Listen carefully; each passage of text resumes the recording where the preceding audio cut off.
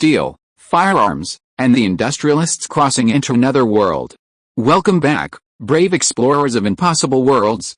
We are excited to have you here to continue this odyssey together. Before we continue, everything you'll hear is pure fiction. So please don't try to replicate combat techniques at home. This wonderful story in all its rights belong to its brilliant original author. We are only the messengers of entertainment. Want another dose of adventure? Subscribe to our YouTube channel so you don't miss a single chapter. And if you can't wait, our Patreon has exclusive surprises you'll love. Chapter 826. Paul stood by the window of the Lord's study, his fingers gently tracing the familiar wood grain of the window frame. 7 days of disappearance felt like 7 years to him, perhaps 10, or even much longer, because in that alien space without clocks, without day and night, time was immeasurable. It felt like a long dream, but the rough texture on his fingertips reminded him, this was reality. Philip, he called to the old butler, his voice slightly hoarse, go and fetch Steward Ford, Chief of Staff Schroeder, Bryce, Cecil, Bernard, and Hansel. Tell them all to come. Tell them. I'm back. The old butler's eyes instantly reddened, and as he bowed deeply, his silver hair trembled slightly in the sunlight.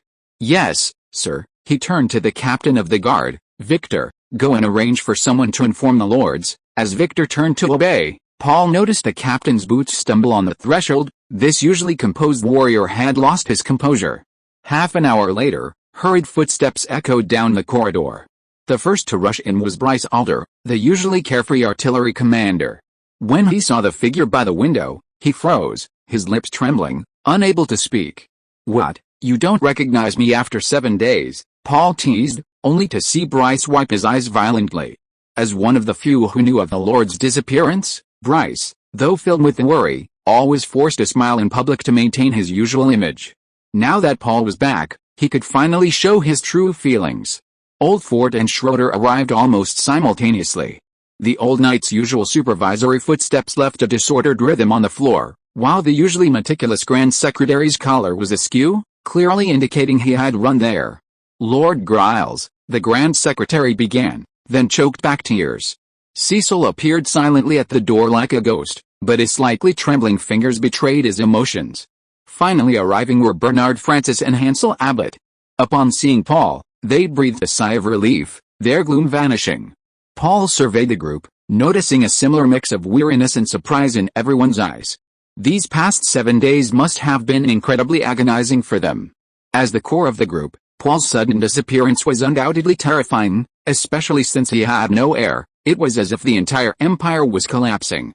Fortunately, they had kept it a secret, preventing the panic from spreading. Please sit down, Paul said, walking to his desk, his fingers lightly tracing the familiar patterns on the surface. I know you have many questions. Sunlight streamed through the glass window, casting a warm band of light on the floor. Dust motes floated slowly within the beam of light, as if time in Lake Town had only just begun to flow again. Half an hour later. And so, we're back in the real world. Paul's fingers unconsciously traced the rim of his teacup, his gaze drifting over the pattern on the study's carpet. Despite understanding the whole story, everyone was still amazed by the mysterious alternate dimension Paul had described. A place of spiritual projection? It's unimaginable what kind of place that is. Old Ford suddenly remembered something important. Lord Griles, that female assassin Gabella. Everyone turned to look at Paul, only to see the Lord's ears turn red visibly. About Neve, or courage, I mean that assassin, that's another matter I want to discuss. He cleared his throat. His Adam's apple bobbing unnaturally. She's no longer a threat. Schroeder frowned in confusion. You mean she's been executed, sir? No. No, Paul jerked his head up, then quickly looked down, staring awkwardly at his fingers. Then where is she now? Bryce asked anxiously. Paul's gaze suddenly fixed on a corner of the ceiling. She is temporarily, in the Lord's manor, with us. The study suddenly became so quiet that the sound of a quill pen rolling could be heard. The other men wore knowing expressions, but Bryce, fuming, snapped at Philip and Victor. How could you leave such a dangerous person with Lord Griles? Paul quickly explained, don't worry, Bryce, we've reached some kind of understanding, or rather, we've made peace. You mean, Bernard carefully chose his words, that you and Lady Catherine accepted her, huh? Bryce's eyes widened in disbelief. Paul's face flushed slightly.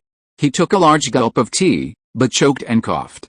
Well, it's a long story, he muffled, covering his mouth with a handkerchief. In such an extremely special environment, relationships between people can change. Philip cleared his throat heavily, and the old butler pretended to adjust his tie to hide his amusement. Bryce insisted, "My lord, she's an assassin, and she knows magic. You must be careful not to be fooled by her disguise." Paul couldn't help but laugh. Bryce's concern touched him deeply. "Don't worry, time in that space is out of sync with the real world. I've spent far more time with her than you can imagine, enough for me to know every single detail about her. Anyway," Paul suddenly raised his voice and stood up, almost knocking over the inkstone on the table, "I can guarantee with 100% certainty that she's on our side now." After saying this, the young lord, as if burned, hurried to the window, feigning great interest in the oak tree in the courtyard. Sunlight streamed through the glass window, clearly illuminating his flushed ears and neck. Secretary Bernard suddenly spoke up, "Sir, this is the summary report of the academic conference. I'm sure you'll find it interesting." "Oh, I almost forgot." Paul immediately turned around and took the conference summary from Bernard, which was densely filled with records of the 7-day agenda. His fingertips lightly traced the signatures of the unfamiliar attendees, a bitter smile playing on his lips.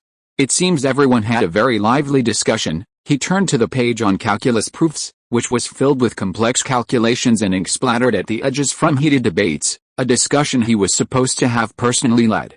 The secretary added softly, "The attendees all expressed their regret at not being able to hear you personally explain the derivation process of the laws of motion." Paul closed the document. The sunlight from the window shone directly on the gold-embossed title on the back cover, "Minutes of the First Lakeside Town Natural Science Academic Conference," the light so bright it made his eyes sting. An unexpected event had made him miss this long-awaited grand event.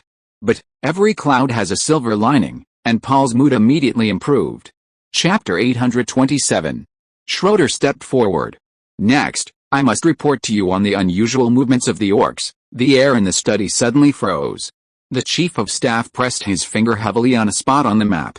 "Recent news," the old knight's voice was stern.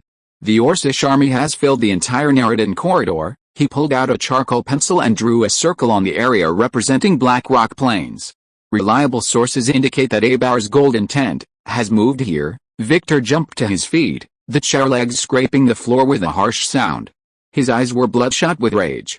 "Those beasts dare to come again." The squire slammed his fist on the table, causing ripples in the inkwell. Wasn't the lesson in Black Rock Plains profound enough? Schroeder looked at him. "Last time we only defeated a detachment of the Orcish forces advancing westward, not their main force. Obviously, the warchief considers it just an accident, or a minor ripple." Paul stared at the marching route marked in pencil on the map, his fingertips unconsciously stroking the newly sprouted stubble on his chin. The long period of living in another dimension made the threat of war in the real world seem somewhat unreal, but the tense atmosphere in the study was awakening the vigilance in his bones. "My intelligence can be corroborated by the chief of staff. This invasion will be larger than the last one." Cecil handed him a scroll of paper from the shadows, densely filled with records of the orc tribe's mobilization. "According to news from the plains, at least 20 clans have responded to Abar and sworn to follow the royal army." The twilight outside the window deepened, and the last rays of the setting sun shone through the stained glass, turning the Black Rock Plains on the map blood red. Paul looked up, his gaze slowly shifting between Fort and Schroeder, his fingertips lightly tapping the oak tabletop. "I want to hear that we are ready." His voice was steady and unwavering. Without further ado, Fort immediately opened the leather-bound ledger, his finger precisely pausing on a page. "My lord, the State Council has fully activated wartime production scheduling." His fingertips traced a dense array of numbers. "The steel mill is operating on a 3-shift system, with output increasing by 40% compared to last month. Saltpeter production is also standardized, with daily output reaching 2,500 pounds. The State Council official adjusted his glasses, the lenses reflecting the candlelight. "We have established a material distribution network, setting up 12 transit stations along major roads, equipped with 1,200 four-wheeled heavy-duty wagons, capable of delivering strategic materials to any border fortress within a week." Schroeder continued his report, his boots making a powerful sound on the floor. He walked to the wall, unfolded a map, and hung it up, precisely marking troop deployments and supplier routes. "All second-line troops have been replenished. All 10 infantry regiments have completed the replacement with new rifles, and the pass rate in live fire assessments exceeds 80%. The Chief of Staff's voice was as powerful as a war drum. The 2 cavalry regiments have completed the planned training, and their performance in the assessments met expectations. Each company is equipped with standardized medical wagons and ammunition supply wagons. He pointed to several fortress markings on the map. We have established a comprehensive relay system on the border, with 50,000 reserve militia capable of assembling within 4 days of receiving orders, ready to replenish combat losses at any time.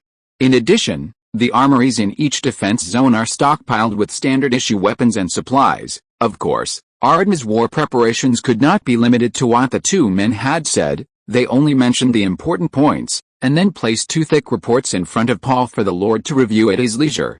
Paul, now emboldened, praised, "You've all done an excellent job, thank you for your hard work." Bernard placed a stack of documents in front of him. To prepare for this war, the State Council has drafted a series of decrees, which require your signature. Paul flipped through several documents. There seemed to be nothing that needed modification. A complex emotion welled up within him. Years of painstaking effort had made Ardna's administrative system, military organization, and commercial network highly sophisticated, operating like a precise clock. Even during his mysterious disappearance, Ardna's war machine continued its preparations methodically. His fingers unconsciously traced the edges of the papers, the touch real and clear. This feeling of both relief and subtle loss reminded him of modern corporations on Earth. Once a company has established a sound system, the founder's presence becomes less important. When people discover that they can do well even without him as their lord, will his standing in their eyes decline? "My lord," Bernard's voice pulled him back to reality. "Should we issue these decrees?" Paul looked up and saw everyone in the study awaiting his instructions. Ford's ledger, Schroeder's map, Bryce's sword, each represented a cog in this vast system. He suddenly laughed. How ridiculous this worry was. The power of the system, not the power of people, wasn't that what he had always been pursuing? "Of course we'll sign them." Paul picked up his quill pen, the ink leaving smooth marks on the documents. "I plan to personally inspect the border fortress in a few days." His pen paused slightly.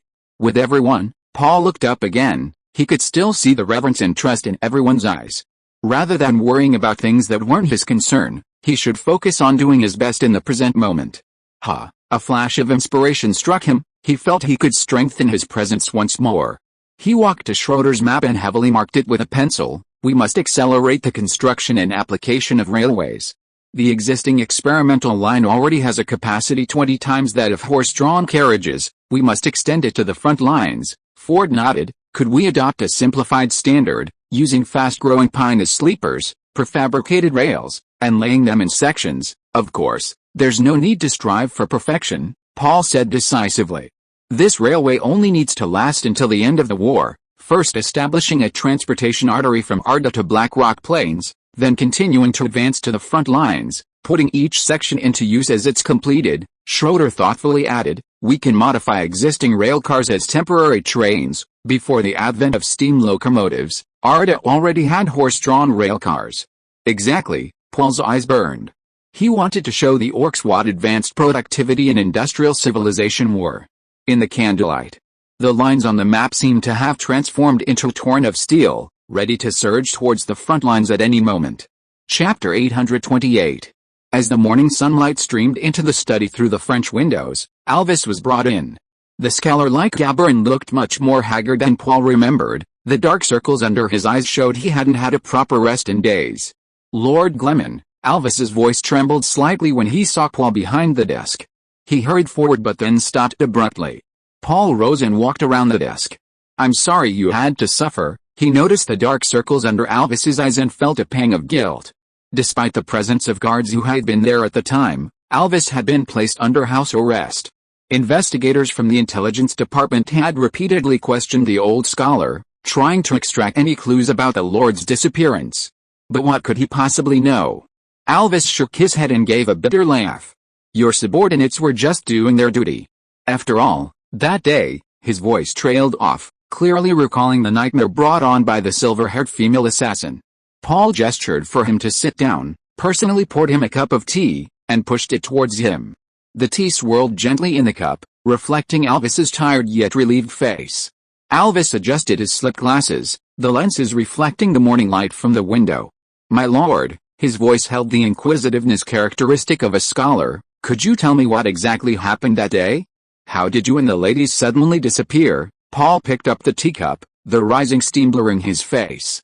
"It's a protective magic," he said softly, "or rather, a passive arcane art. In times of crisis, it teleports the recipient to a special mental space, a mental space." Alvis's fingers unconsciously rubbed the teacup. Although he had encountered magic in Gabella, hearing about it firsthand still made his pupils shrink. This seems to be a realm that even the masters of the arcane society haven't touched. Could it be that you are also— "Oh, no, I don't have a single bit of magic." Seeing his misunderstanding, Paul quickly waved his hand in denial.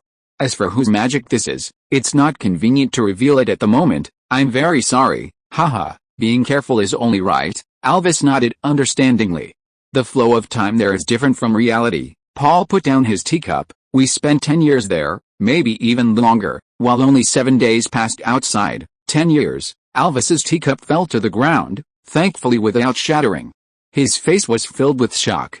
"This is simply unbelievable." His voice grew softer and softer, finally becoming a muttered monologue.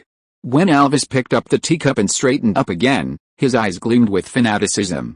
"Sir, could you describe that space in detail?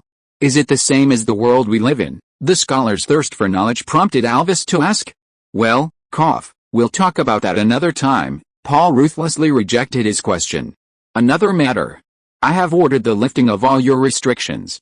From today onwards, you are a specially appointed professor at the Faculty of Social Sciences of the Vis Academy, if you wish." Alvis paused, then nodded resolutely.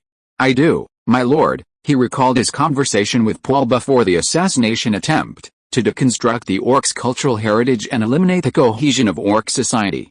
Thinking of this, Alvis gripped his teacup tightly, oblivious to the few drops of hot tea splashing onto the back of his hand. During this time, although his freedom had been restricted, he was allowed to read newspapers from the outside world. Alvis knew that the Orc chieftain Abar was preparing for a second invasion of Or, and that the entire Northwest Bay was preparing for war. It was Antonio Griffin's compromise that had fueled the Orcs' ambitions, and thinking of this, Alvis, as a Gabaran, felt a duty to atone for some of the Emperor's mistakes. "That's wonderful," Paul laughed, but quickly suppressed his smile, replacing it with a troubled expression. "Also, I want you to see someone, and I hope you won't be angry." "Why would I be angry?" Alvis was utterly bewildered. Paul coughed lightly and turned to look at the screen in the corner of the study. "Come out, Hilda." A slight rustling of fabric came from behind the screen, and when the silver-haired figure slowly emerged, Alvis sprang from his chair as if electrocuted, his teacup falling to the floor again. It's you." The old scholar's voice suddenly rose, his fingers trembling uncontrollably as he pointed at the other person. His face instantly turned deathly pale, and fine beads of sweat appeared on his forehead. This was the female assassin, Corlich, who had been chasing him since Gabella, forcing him to detour through the Great Plains, and who had been trapped in the Orc tribe for a year. Corlich had had many names, but Hilda was the one given to her by her parents, and the one she considered her true name. This name had always remained hidden deep within the witch's heart, unknown even to her fellow members of the Arcane Guild and to Her Majesty Antonio, whom she had once served. The witch had originally planned to tell him at some point in the future, but now everything had changed. After a long period of time spent together in the other dimension, building a strong foundation of trust, the witch opened her heart and revealed her true name to Paul and the others. Standing in the shadows cast by the window, Hilda's icy face betrayed no emotion. She remained as aloof as ever. But only those who knew her intimately would notice that her hand, hanging at her side, was unconsciously stroking the silver embroidery on her cuff, a subtle gesture to conceal her nervousness. Paul was one of those people who knew her intimately, perhaps even more so than anyone else in the world. He immediately sensed the embarrassment and unease in her heart. But there was nothing he could do. The witch had almost killed the old scholar. "Apologize," Paul demanded sternly. Hilda pursed her lips. "Mr. Alvis," she began abruptly, her voice like clashing icicles. "About my previous offense," she trailed off, her silver eyelashes drooping slightly, casting dappled shadows on her cheeks. Hilda glanced sideways, sensing Paul's hopeful and encouraging gaze. "In short, I have done many dangerous things to you, and I hope you will forgive me." She blurted it all out as if she had nothing to lose, bowing slightly to Alvis, a blush rising on her snow-white face. A terrible silence fell over the study. Alvis's rapid breathing was clearly audible, his gaze darted back and forth between Paul and Hilda, as if trying to confirm this wasn't another nightmare. Father in heaven, who can tell me what's happening? If you are listening to this novel on a channel other than Fanfic World, it means it was downloaded and re-uploaded without effort. We warmly invite you to visit our channel, Fanfic World. There you will find the original version of this story and many other novels of various genres. We look forward to seeing you dive into a world of incredible novels. Chapter 829. Inside the council chamber of the Crystal Palace, the newly delivered intelligence was thrown violently to the ground, the rolled-up paper sliding a considerable distance across the smooth marble floor. Traitorous step barbarians, Rodney's VIE's roar shook the crystal chandelier slightly. He ripped open the gold button of his collar. Only a few years after signing the peace treaty? And you're already so eager to tear it up. Earl Merlin bent down to pick up the scroll containing the intelligence, saying softly, Your Majesty, my men have confirmed that Abar's golden tent has moved to the border of Black Rock Plains. The king's knuckles slammed heavily on the long table covered with maps. The maps were densely packed with small red flags representing the southern garrison, the defensive force left behind after the suppression of Giles' rebellion. His gaze swept over the shadowy area in the northeast of the kingdom marked occupied territory, now a springboard for the orcs' southward advance. At least we don't have to fight on two fronts anymore, Rodney's VIE suddenly sneered, grabbing a silver cup and taking a swig of wine. A few drops of deep red wine spilled from his Adam's apple as he swallowed, dripping down his chin onto the gold-embroidered collar.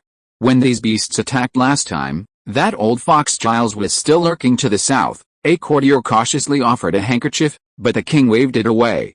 He turned to look out a window. The rooftops of Crystal City shone like burning armor in the setting sun. He could almost hear the faint sounds of a new batch of troops training on the training grounds outside the capital, a confidence far stronger than during the last war. Telegraph Lacahurt, Rodney's VIE suddenly turned, wine stains forming dark red marks on his chest. The orcs are preparing for war.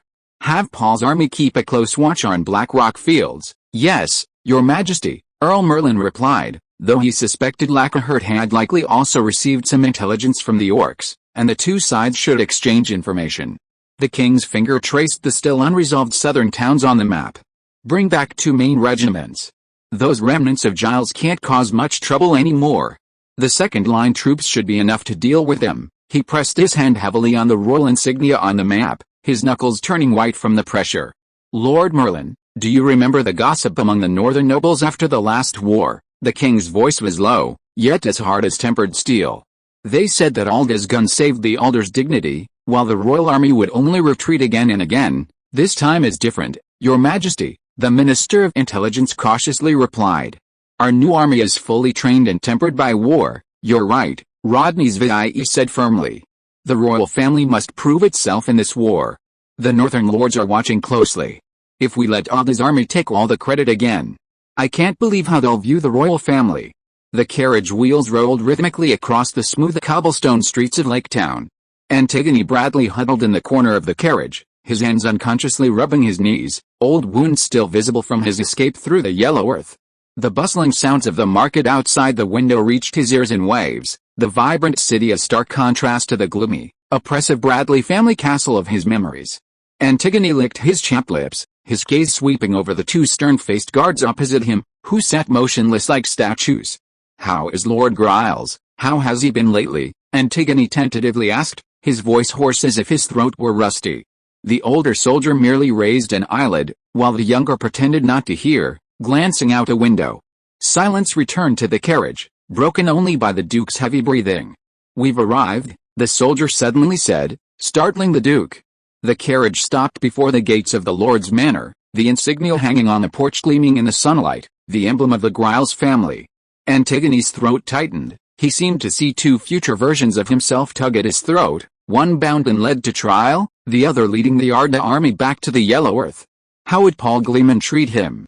As the guard pushed open the carriage door, a ray of sunlight shone on Antigone's trembling fingers. There he still wore the emerald ring symbolizing the Bradley family, though the gemstone had long since lost its luster. The oak door to the reception room was gently pushed open, and Antigone Bradley hunched over as he entered, like a frightened mouse. When he saw Paul standing by the window, his knees visibly buckled, and he almost collapsed on his knees. "Sit," Paul gestured to the armchair opposite him, then slowly opened a document. "The orcs are massing a large army, preparing to invade Alder again." "What?" Antigone sprang up from his chair, then slumped back down, his withered fingers gripping the armrest tightly. "That rebellious son. He dared to let wolves into the house to hunt me down." Paul raised an eyebrow, almost bursting into laughter. He put down the document, looking at the down on his luck duke with interest. "Lord Bradley, you don't actually think the orcs are mobilizing tens of thousands of troops just to hunt you down alone?" Antigone opened his mouth, his sallow cheeks suddenly turning bright red.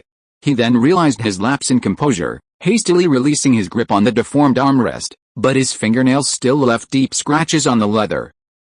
I mean," he stammered, his voice trailing off, "that beast Lemester might take this opportunity to eliminate me. This threat, it seems you are indeed out of the loop." Paul tapped the table lightly. "Abel's target this time is absolutely enormous, and you are probably not given an appetizer, if you are even considered one of the targets." "All right, enough chit-chat." Paul crossed his arms on the table, his gaze fixed intently on Antigone. "I need to utilize your remaining influence in the Yellow Earth." Antigone's back straightened involuntarily, a sharp glint flashing into his cloudy eyes. He unconsciously twirled the worn family ring on his right hand, his knuckles turning white. "My old subordinates," the Duke's voice suddenly became low and cautious, "there are indeed a few reliable ones. But what do you want them for?" Paul's lips curled slightly upward, "To let the orcs see what we want them to see." Can you still do that?" "Of course." Antigone was somewhat excited, but he believed the Marquis was making a deal with him. Chapter 830. Golden sunlight pierced through the dense forest, casting dappled shadows on the leaf-strewn ground. Abar, his imposing frame half-crouched behind an ancient oak tree, his bronze muscles gleaming in the shadows, held the clan's ancestral bone bow, its string taut. 20 paces away, a stag drank from a stream, oblivious to its impending doom. The orc chieftain's breath caught in his throat, the menacing battle markings on his forehead gleaming a dark red in the sunlight. Suddenly, an arrow pierced the air, striking the stag precisely in the neck.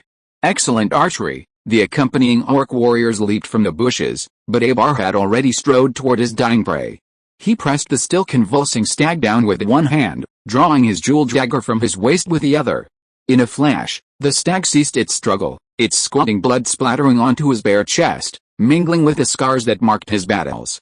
"My fledglings, are you hungry?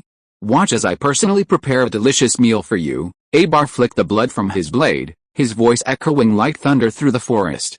Besides fighting and hunting, the orc chieftain had a wide range of other interests, such as cooking.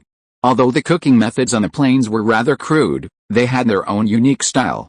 Abar was an expert in grilling, and when hunting, to avoid wasting the freshness of the prey, he would often finish off his game on the spot and share his homemade feast with his men. As he turned, the totem on his back was clearly visible in the sunlight, a wolf's head tattooed with indigo dye, its bared fangs ferocious and terrifying, as if ready to bite anyone who looked at it. The chieftain effortlessly hoisted the stag onto his shoulder. He always preferred to do things himself in such situations. Finding a clearing, he set the stag down, drew a beautifully curved skinning knife from its sheath at his waist, then knelt on one knee, the tip of the knife precisely piercing the stag's hind leg joint, making a perfect incision along the muscle fibers. "Watch closely, boys," he said to the young warriors watching without looking up, his thick fingers already inside the cut, deftly moving between skin and flesh. The deer hide was peeled off completely, like a garment, and laid out on the nearby rock, still steaming. Then he flipped the deer over, the knife making a thin cut in its abdomen. As the entrails slid out, he skillfully removed the heart and liver, tossing them into a copper basin held by a servant. The remaining entrails were pushed aside, and the orc's hounds immediately rushed forward to devour them. "The ribs should be cut like this," Abar said, using the back of his knife to break the spine, the blade moving along the gaps between the ribs to remove the fattest part entirely. He casually plucked a handful of wild onions, crushed them, and smeared them on the meat, then sprinkled on some coarse salt from his leather pouch. As the campfire blazed, Abar personally placed a venison skewered on fresh branches over the flames. The fat sizzled as it dripped into the fire, and he occasionally turned the branches to ensure each side was evenly browned. The aroma of the meat quickly filled the forest clearing, and the young warriors unconsciously swallowed hard. As the venison roasted to golden brown, the fat sizzled on its surface. Abar drew his dagger again, the blade flashing coldly in the firelight. He precisely sliced off the fattest piece of rib, juices dripping from the blade. Grum, his deep voice pierced the noisy crowd. A young warrior with fresh claw marks on his face immediately stepped forward, his right fist pounding heavily against his chest, proof that he had single-handedly taken down a lynx during the day's hunt. Abar held out a steaming chunk of meat, stuck on the tip of his knife. A lynx's claws are tougher to deal with than a deer's antlers. Grom took it with both hands, the scalding meat burning his fingers until they turned red, but he didn't want to let go. He lowered his head to take a deep sniff of the aroma before tearing into it, the oil quickly staining his chin. The surrounding warriors cheered with envy, another warrior patting Grom on the back and laughing. "Kid, share some with me." Grom turned away to protect the meat, his ravenous eating eliciting laughter from the crowd. The laughter abruptly stopped as two orc warriors on guard duty dragged a ragged human man through the bushes and slammed him heavily in front of Abar. The man's knees scraped against the rocks, drawing blood, but he ignored the pain and immediately prostrated himself on the ground. "My lord," his trembling voice was laced with sobs. "I'm just a farmer gathering firewood, please have mercy." "Bullshit," a scarred orc warrior kicked him. "You've been acting suspiciously, you're probably an Orden spy." A roar erupted around them, and several short knives, smeared with bits of flesh, were drawn. The human man cowered, clutching his head, his exposed wrists covered in cuts from the bushes. The warriors looked at Abar, offering their opinions. "Great chieftain, execute this audacious fellow immediately, or take him back to replenish our slaves." Abar slowly finished the last piece of venison, casually tossing the bone into the fire. He cut a large, golden-brown venison leg from the fire and tossed it into the human man's arms. "Don't be afraid," his voice could only be described as gentle as it sounded to his men. "Take my gift and go back to your village." The human man stood there dumbfounded, only snapping out of his daze when the piece of meat burned his chest. He kowtowed frantically, his forehead rustling against the fallen leaves.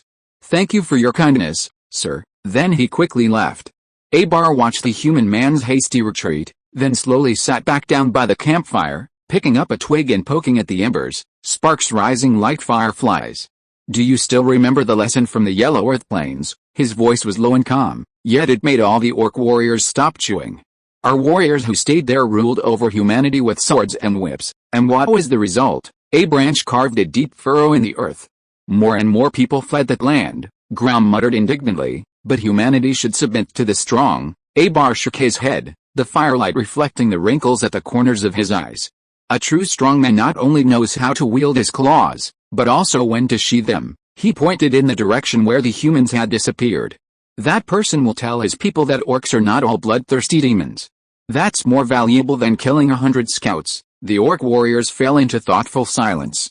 Abar broke off a piece of tenderly roasted venison, fat dripping from between his fingers.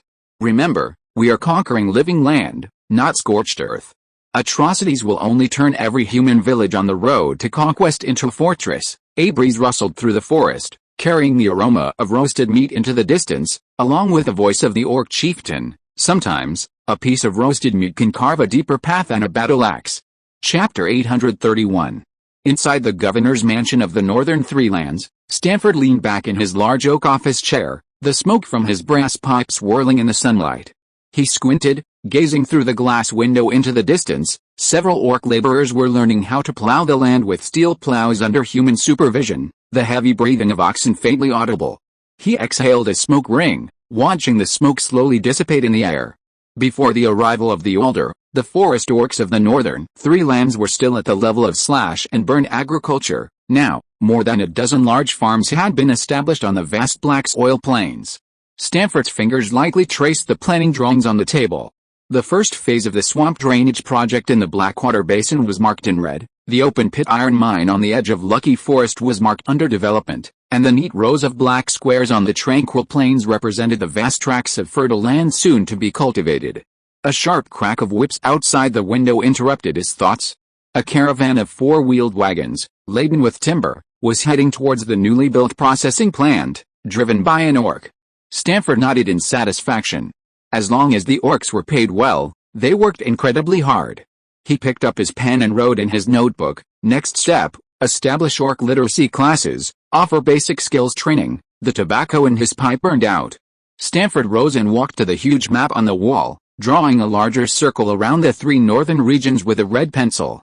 From the coast to the inland, with a deepening of human activity, this circle had expanded considerably since last year, almost covering the entire 3 northern regions.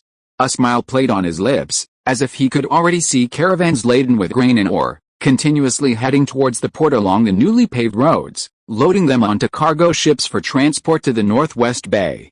Next harvest season, Stanford murmured to himself, his pipe casting a long, thin shadow on the map, like a ruler measuring this land being transformed. Stanford had just put down his red pencil when there was a rapid knock on the office door. An attendant rushed in and whispered, "Your Excellency, an urgent messenger from Lacahurt has arrived." Stanford frowned and immediately stubbed out his pipe. "Please come in quickly." The messenger entered the office, his boots still dusty with a black soil characteristic of the Northlands. He took out a wax-sealed letter bearing the coat of arms of the Griles family and presented it with both hands. "Your Excellency, an urgent order from the Marquis." Stanford deftly tore open the envelope. The concise and powerful handwriting on the letter immediately caught his eye, and his gaze grew increasingly serious as he read. But when he read the word war, he trembled slightly, and a tiny crease appeared on the edge of the letter. He looked up abruptly, a flicker of disbelief in his eyes. "So fast? It's only been a short time since the last treaty was signed." The sunlight outside the window suddenly became blinding. Stanford vaguely recalled the intelligence from not long ago, frequent disturbances by the orc tribes on the plains, but he hadn't expected the situation to deteriorate so drastically. "That old fox, Abar," he muttered to himself, the letter rustling in his hands. "He certainly won't stay still for long." The squire cleared his throat uneasily, and Stanford snapped back to reality. He took a deep breath, the lingering taste of tobacco still filled his mouth, but he could no longer taste the leisurely feeling from before. He gently placed the letter on the map, perfectly covering the orc territory.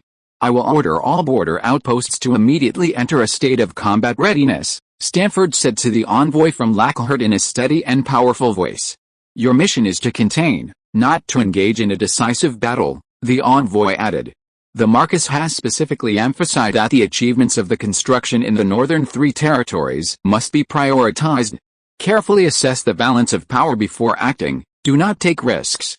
Remember, once the south of the Rocky Mountains is in chaos, it will be difficult to spare resources to support you. Please rest assured, Lord Griles." Stanford nodded, gently stroking the map of the northern 3 territories, marked with countless small flags representing farms, mines, and forests, his hard work. "The northern 3 territories will become his most secure rear." Stanford's voice was resolute. "And given the opportunity, we will let Abar know that his backyard is not peaceful either." After seeing the envoy off, Stanford immediately summoned Gradam, the naturalized orc chieftain who had helped Stanford eliminate the most powerful Blood Bowl tribe in the northern 3 territories. He carried the scent of pine from the forest as he entered the office. "Sit." Stanford pushed a glass of mead toward him. "Tell me your opinion of Abar." Gradam's rough fingers rubbed the glass, the amber liquid reflecting his complex expression. He was a ravenous wolf, his deep voice seemed to come from the depths of his chest. "Before you came, every winter, entire tribes would flock to the royal tent on the plains." Sunlight streamed through the glass, casting dappled shadows on Gradam's face. He tilted his head back and drank the mead, his Adam's apple bobbing. "Abar would give them weapons, food, and promises of glory." The bottom of the glass clinked against the table. "My cousin led the entire Great Law tribe to the Golden Horde, and now," he drew a line across his neck, making a throat-slitting gesture, "he's dead." Stanford twirled his pipe thoughtfully. He tapped lightly on the table, his gaze fixed on Gradam. "If war breaks out, and Abar summons the forest orcs, what will you choose?" Gradam grinned, revealing jagged fangs. "My lord, I have no interest in changing masters." His thick fingers ran over his brand-new linen uniform, then pointed to the tall stone houses outside the window. "Abar can give warriors glory, but not this. The royal tent is powerful, but it's powerless against divine calamity. While you can solve many of our predicaments, to tell you the truth," the orc chieftain lowered his voice, with a touch of shrewdness, "with a governor mansion, my people have warm houses in winter, the children have enough to eat, and we hunt with steel arrowheads." He shrugged. "Abar's glory? That stuff can't be eaten." A hint of satisfaction flashed in Gradam's eyes. Besides, I don't want to go to the plains with the mad wolves and eat sand. Stanford nodded slightly, a smile playing on his lips. Very good, I appreciate your pragmatism. He stood up, walked around the desk to Gratham, and handed him an exquisite brass pipe, exactly like his own. I will trust you, old friend. Stanford's voice was soft, yet carried an undeniable weight. But please keep a close eye on your people. He flicked the pipe lightly with his fingers, producing a crisp metallic sound. Any disturbance, immediately notify the governor's office. Chapter 832. Inside the large tent, Abar sat upright on a bone seat covered with wolf skins, a bronze battle axe resting across his lap. When Viscount Acosta was brought in, a dozen orc eyes fixed on the small human. Great chieftain, Acosta's knees buckled, nearly collapsing at the tent entrance. He recognized several renowned orc generals. Callum was coldly scrutinizing him with his single eye. Young Aguirre toyed with a dagger, a disdainful smirk playing on his lips. Old Shaman Odyssey's bone staff tapped lightly on the ground, producing a chilling sound. Abar gestured for him to come forward, a simple gesture that soaked the back of the Viscount's silk shirt with cold sweat. He trembled as he handed over the scroll, a list of provisions ordered by Duke Lamster Bradley. The old orc Eugene took it, unfolded it, glanced at it hastily, and suddenly scoffed. That's all? Not even enough to feed the vanguard. His broken fangs gleamed yellow in the firelight. Arroyo slammed his hand on the table, startling Acosta back 2 steps. Humans are all misers. I think my warriors should go to their granaries and fetch for themselves. A rough laugh erupted from the tent. Acosta looked up, trembling, meeting Abar's unfathomable gaze. The great chieftain appeared calm, but the Viscount clearly saw the blade of the battle axe pointed directly at his throat. Abar leaned forward slightly, the blade of the bronze battle axe subtly shifting away, his rough fingers tapping lightly on the bone armrest, producing a dull thud. Your Excellency, there's no need to be so tense. Abel's voice was deep and steady, as if soothing a frightened colt. My army has come here to liberate the people of the Yellow Earth from the tyranny of the Older. He gestured for a servant to bring a cup of mare's milk, which he personally handed to Acosta.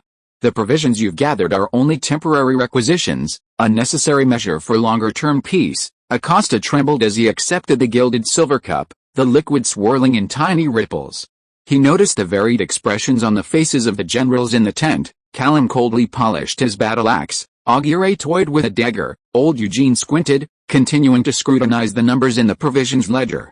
Thank you, great chieftain, for your concern. Acosta sipped, the tartness of the mare's milk nearly choking him.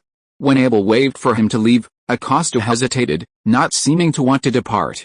Abel's brow furrowed like a dark cloud, his bronze battle axe trembling slightly on his knee. Human, you pace like a frightened rabbit within my tent. His voice echoed like thunder within the animal skin tent. Speak quickly, what else is it? His previous gentle tone was a far cry from his earlier soft words, for the great chieftain loved such indecisiveness. Viscount Acosta's knuckles turned white with effort as he finally pulled a yellowed letter from its silk lining. The letter was soaked with cold sweat, its edges curled like withered leaves. Great chieftain, his voice barely a whisper, this is a letter secretly sent to me by Duke Bradley. I'm not talking about Duke Lamester Bradley, but the former Duke Antigone Bradley. Abel's rough fingers slowly unfurled the damp letter, and as a single eye scanned the trembling handwriting, a sharp glint flashed deep within his pupil. Stonebridge town is empty, Laos is weak. He read the words aloud, his deep voice like distant thunder. Each syllable sending chills down Acosta's spine. However, the contents of the letter also made it clear that it was false. Viscount Acosta nervously confessed, this is false intelligence that Antigone Bradley asked me to deliver to the High Chieftain. Aguirre's dagger drew a silver arc in the firelight. Father, the cunning humans have set a trap. That's right, that old fox has already escaped to Lackhurt. The real mastermind must be that guy named Paul Gleman. Hearing this name, Callum's eyes suddenly narrowed to slits. The humiliating memory of being defeated by the Arda army in Black Rock Plains resurfaced in his mind. Their commander was none other than Paul Gleman. A sinister grin spread across his face. It seems Gleman wants to lure us to Laos, to bleed us dry in his trap. Abel held the letter close to the brazier. It curled into ash in the flames, his face hardening like granite in the rising smoke. The High Chieftain's bronze fingers tapped the armrest of the bone seat, producing a dull thud. Interesting, his voice was like sand scraping. Why did old Bradley choose you to deliver this letter? Acosta's cheeks flushed instantly. as if scorched by the heat of the brazier. He nervously twisted the hem of his clothes, the silk fabric making a faint tearing sound between his rough fingers. Because, his voice was barely audible, I am his bastard son. A rough laugh suddenly erupted from inside the tent. Callum slapped his knees, a mocking glint in his single eye. Aguirre continued to toy with his dagger, the tip tracing back and forth across Acosta's shadow. Even stranger, Abar leaned forward, the blade of his battle axe reflecting a dangerous light. Since we are bound by blood, why did you betray him? Acosta suddenly knelt, his forehead pressed against the cold, muddy ground. Great chieftain, his voice was distorted with fear. My loyalty to you is as bright as the stars of the north. You are lying. The old shaman Odyssey slammed his bone staff heavily on the ground, the runes on its tip suddenly glowing eerily. Excuse me, I should put it another way. Your loyalty isn't entirely due to the chieftain. Acosta trembled, finally raising his head, his eyes flashing with genuine fear. I'm afraid. After Lemester killed Joan and my father escaped, I'll be next. He made me gather provisions. He must have ill intentions.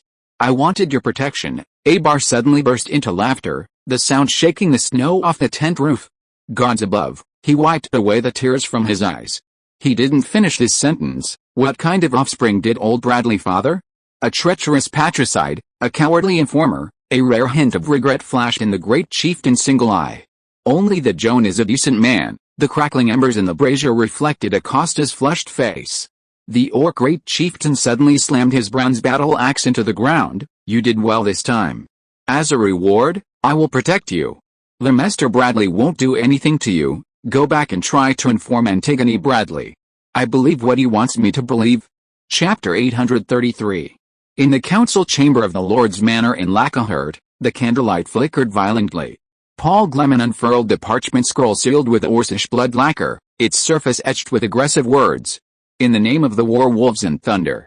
Abar Zarg, chieftain of the Zarg clan, lord of the Orcish royal tent, chosen of the spirits of the plains, condemns your tolerance and sheltering of fugitives. Your despicable actions have severely damaged the interests of the lords of the Yellow Earth, and as their current protector, the great chieftain must intervene. Catherine stood beside her husband, reading aloud the arrogant demands. Cease the Black Rock Plains, and pay an annual tribute of 1 million silver coins, her voice suddenly tightening like a taut bowstring, or the Northwest Bay will be reduced to scorched earth. The old Knight Schroeder slammed his hand heavily on the table, causing ripples to spread in the inkwell. Arrogant beasts, his white beard trembled with rage. They've forgotten how they were routed by muskets and cannons in the Black Rock Plains last time. Paul's fingers lightly traced the rough handwriting on the parchment, each symbol like a mark from a battle axe. It seems Abar is quite adept at negotiation. Paul suddenly chuckled, tossing the scroll onto the table. Present impossible conditions first. His gaze swept over each of the generals present, so that the upcoming bloody battle will appear legitimate. Scholar Alvis, invited to the meeting, stroked his beard and sighed. How should I put it? The orcs' behavior is starting to resemble ours. They never used to bother fabricating reasons for war. Around the same time, in the golden hall of the Crystal Palace, the crisp sound of parchment tearing shattered like thunder. Rodney's Vie tore the Orcish manifesto in two, his sleeve tracing a sharp arc in the air. 2 million silver coins, the king's voice, like a cold wind, echoed beneath the vaulted ceiling. Abel might as well just take my crown. Shards drifted onto the polished floor of the hall, the rough runes still bearing their claws even in the broken state. Send men towards our army to speed up their march north. The king's sword suddenly drew half an inch from its sheath, its cold light reflecting off the portraits of past kings on the wall. I want to see the Orcish banners burning on the land of Alder. Crystal Radiance had already informed Lacahurt town, and Paul's reply greatly boosted Rodney's Vie's confidence. The Alder army was fearless against Abel's might. They were certain of victory. The banished Orcish envoy, Eugene, hurried through the streets of Crystal Radiance. The people of the capital had been told to give this Orcish envoy a proper send-off, but not with flower petals and cheers, but with rotten cabbage leaves and curses. Eugene passed through Crystal Radiance's tall city gates, and when he was finally out of arrow range, he abruptly turned, his face, covered in rotten cabbage leaves, revealing ferocious fangs. Weak humans, he waved his fist at the defenders on the city wall, his voice like the grinding of gravel. When the great chief's iron hooves break through the city gates, I will personally tie your king to the back of his warhorse and parade him through the streets." He tore a leather pouch from his waist and poured the strong liquor in sight onto the ground in front of the city gate. "I swear in the name of the spirit of the grasslands, when I return, glittering gold will cover the great Chief Abar's tent." Eugene mounted his horse, taking one last look at the sun-drenched spire of the capital, a strange light gleaming in his single eye. "Wait, humans. When we conquer the Northwest Bay, your golden cage will be next." He flicked the reins, his mount's hoofprints deeply imprinted on the road, like a string of marks leading to war, stretching northward. Inside Abar's royal tent, the crackling embers in the brazier cast flickering light on the great chief's ever-changing face. His rough fingers were stroking the map spread out on the table. This was a map from the Northwest Bay, carefully spread out on a table. The geographical information on it was astonishingly detailed. The curvature of every river was precisely depicted, the height of every hill was marked with fine contour lines, and even the location of the smallest village was accurate to the last detail. The High Chieftain's rough fingers traced the neatly printed place names. Compared to the parchment maps drawn from memory by the Orc tribes, it was like the difference between a miracle and a child's scribbles. "Look at this scale, look at these contour lines." Abar murmured the new words he had just learned from the humans, his eyes gleaming with awe. He used his dagger to measure the distance from Stonebridge Town to Laos City. The length of the dagger corresponded exactly to the 10-mile square marked on the map, an almost unbelievable precision. Abar recalled the maps drawn by the shamans of the tribe. Rivers would suddenly disappear behind mountains, and the boundaries of forests were entirely left to imagination. "Fool!" The High Chieftain suddenly slammed his fist on the table in a rage, shaking the inkwell violently. He wasn't cursing the shaman in his own tribe, but Paul Gleman. How could such a priceless secret be allowed to fall into the hands of the common people? He couldn't understand why anyone would casually print such vital geographical information for merchants to buy. The generals in the tent fell silent. Only the old shaman Orcish noticed a small print in the corner of the map, civilian version 5th revision. What Abar didn't know was that the Arda army possessed another version of the map. It marked hidden mountain paths, seasonal shallows, and the most suitable high ground for artillery deployment. All the information truly crucial to victory was marked on it. The map he treasured was merely the declassified civilian version. "Tomorrow, send out troops and inform all lords that all such maps must be handed over. Anyone who dares to keep them will be executed." His gleaming eyes revealed the great chieftain's urgency. Such vital geographical information could not be allowed to circulate among the people. "Yes, great chieftain," the orc generals in the tent responded in unison. Abar's thoughts finally returned to their main purpose. Acosta's letter.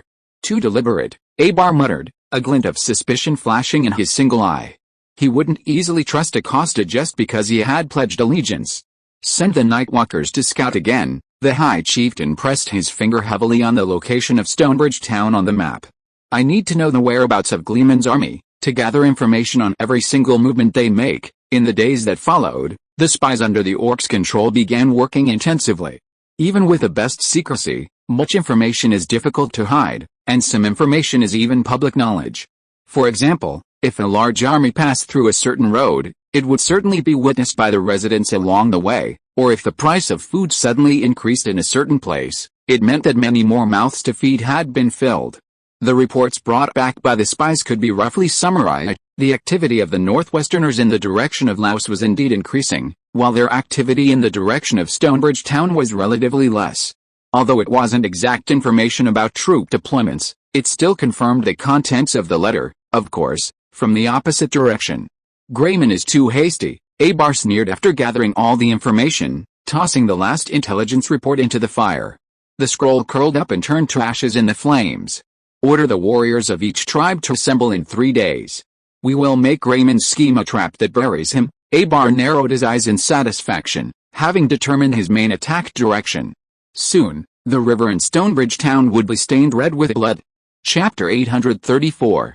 The morning mist had not yet dissipated over Stonebridge when Major Borna Hodgson, the garrison commander, trudged up the damp bricks of the eastern wall. He adjusted his monocular telescope, the lens immediately fogging up.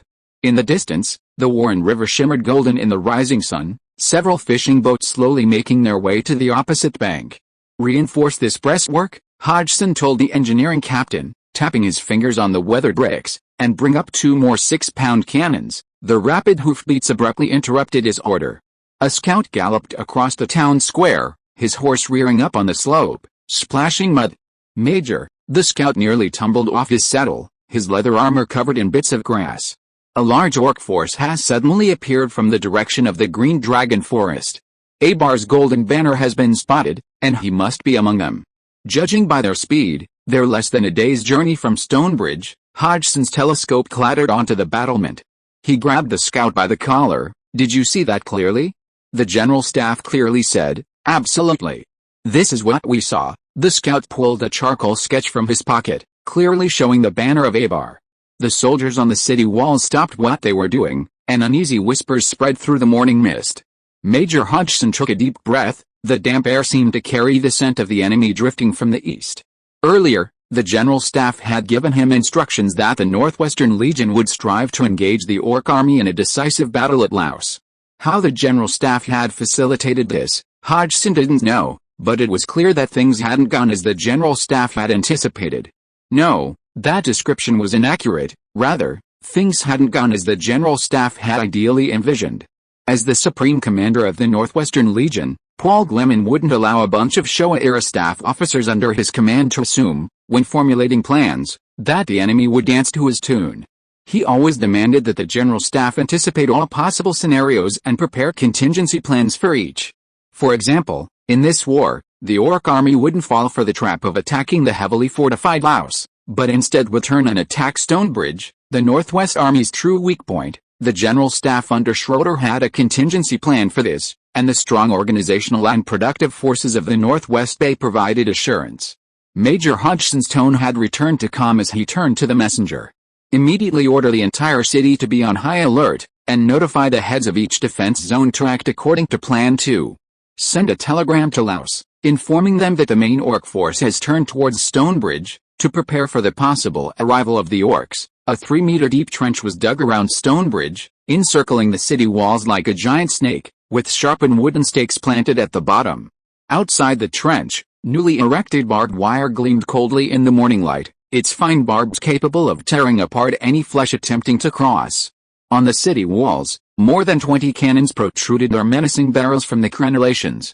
Artillerymen were calibrating their firing range with sights, each cannon piled with shells and silk powder bags. At a high point on the corner of the city wall, 2 heavy mortars pointed skyward, their dark muzzles capable of launching incendiary bombs 2 miles to the riverbank. The town's streets had been transformed into a killing maze.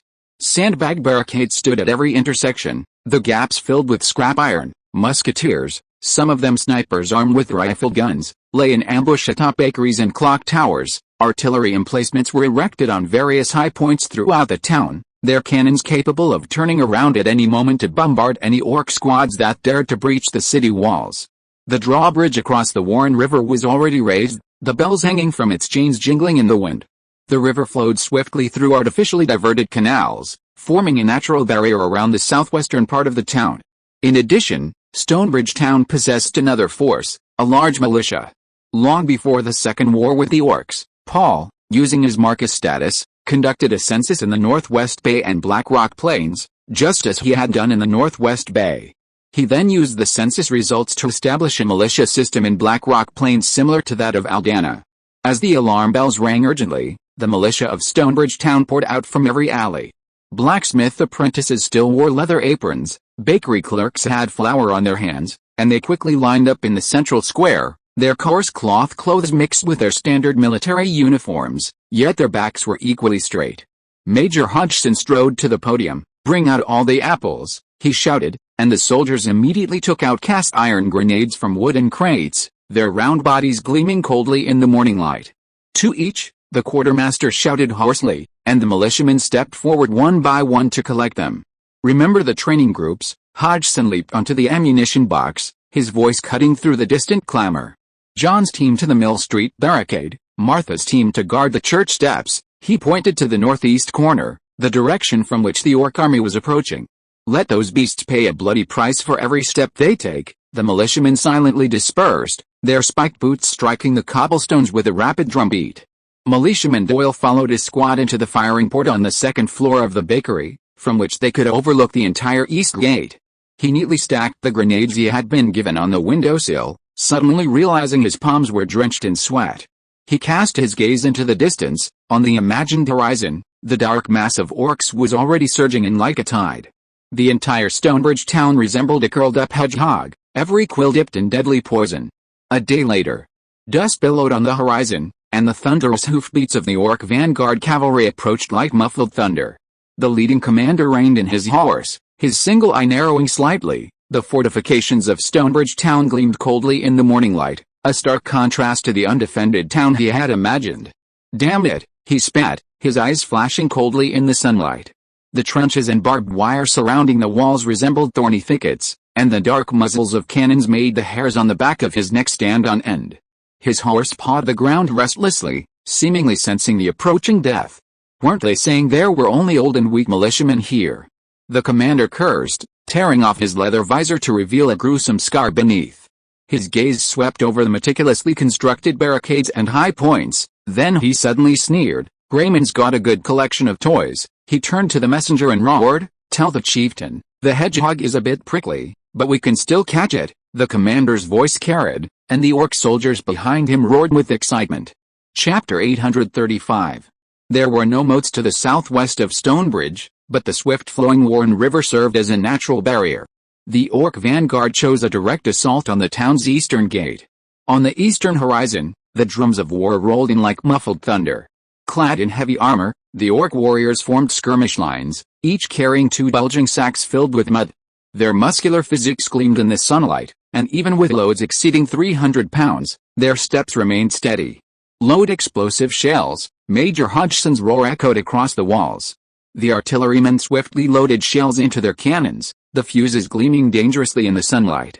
When the orc mortar filing force was 500 yards from the walls, the first 6-pounder roared deafeningly. The shell traced a perfect parabola through the air, exploding overhead, shattering into fragments that rained down like death, instantly felling hordes of orcs below.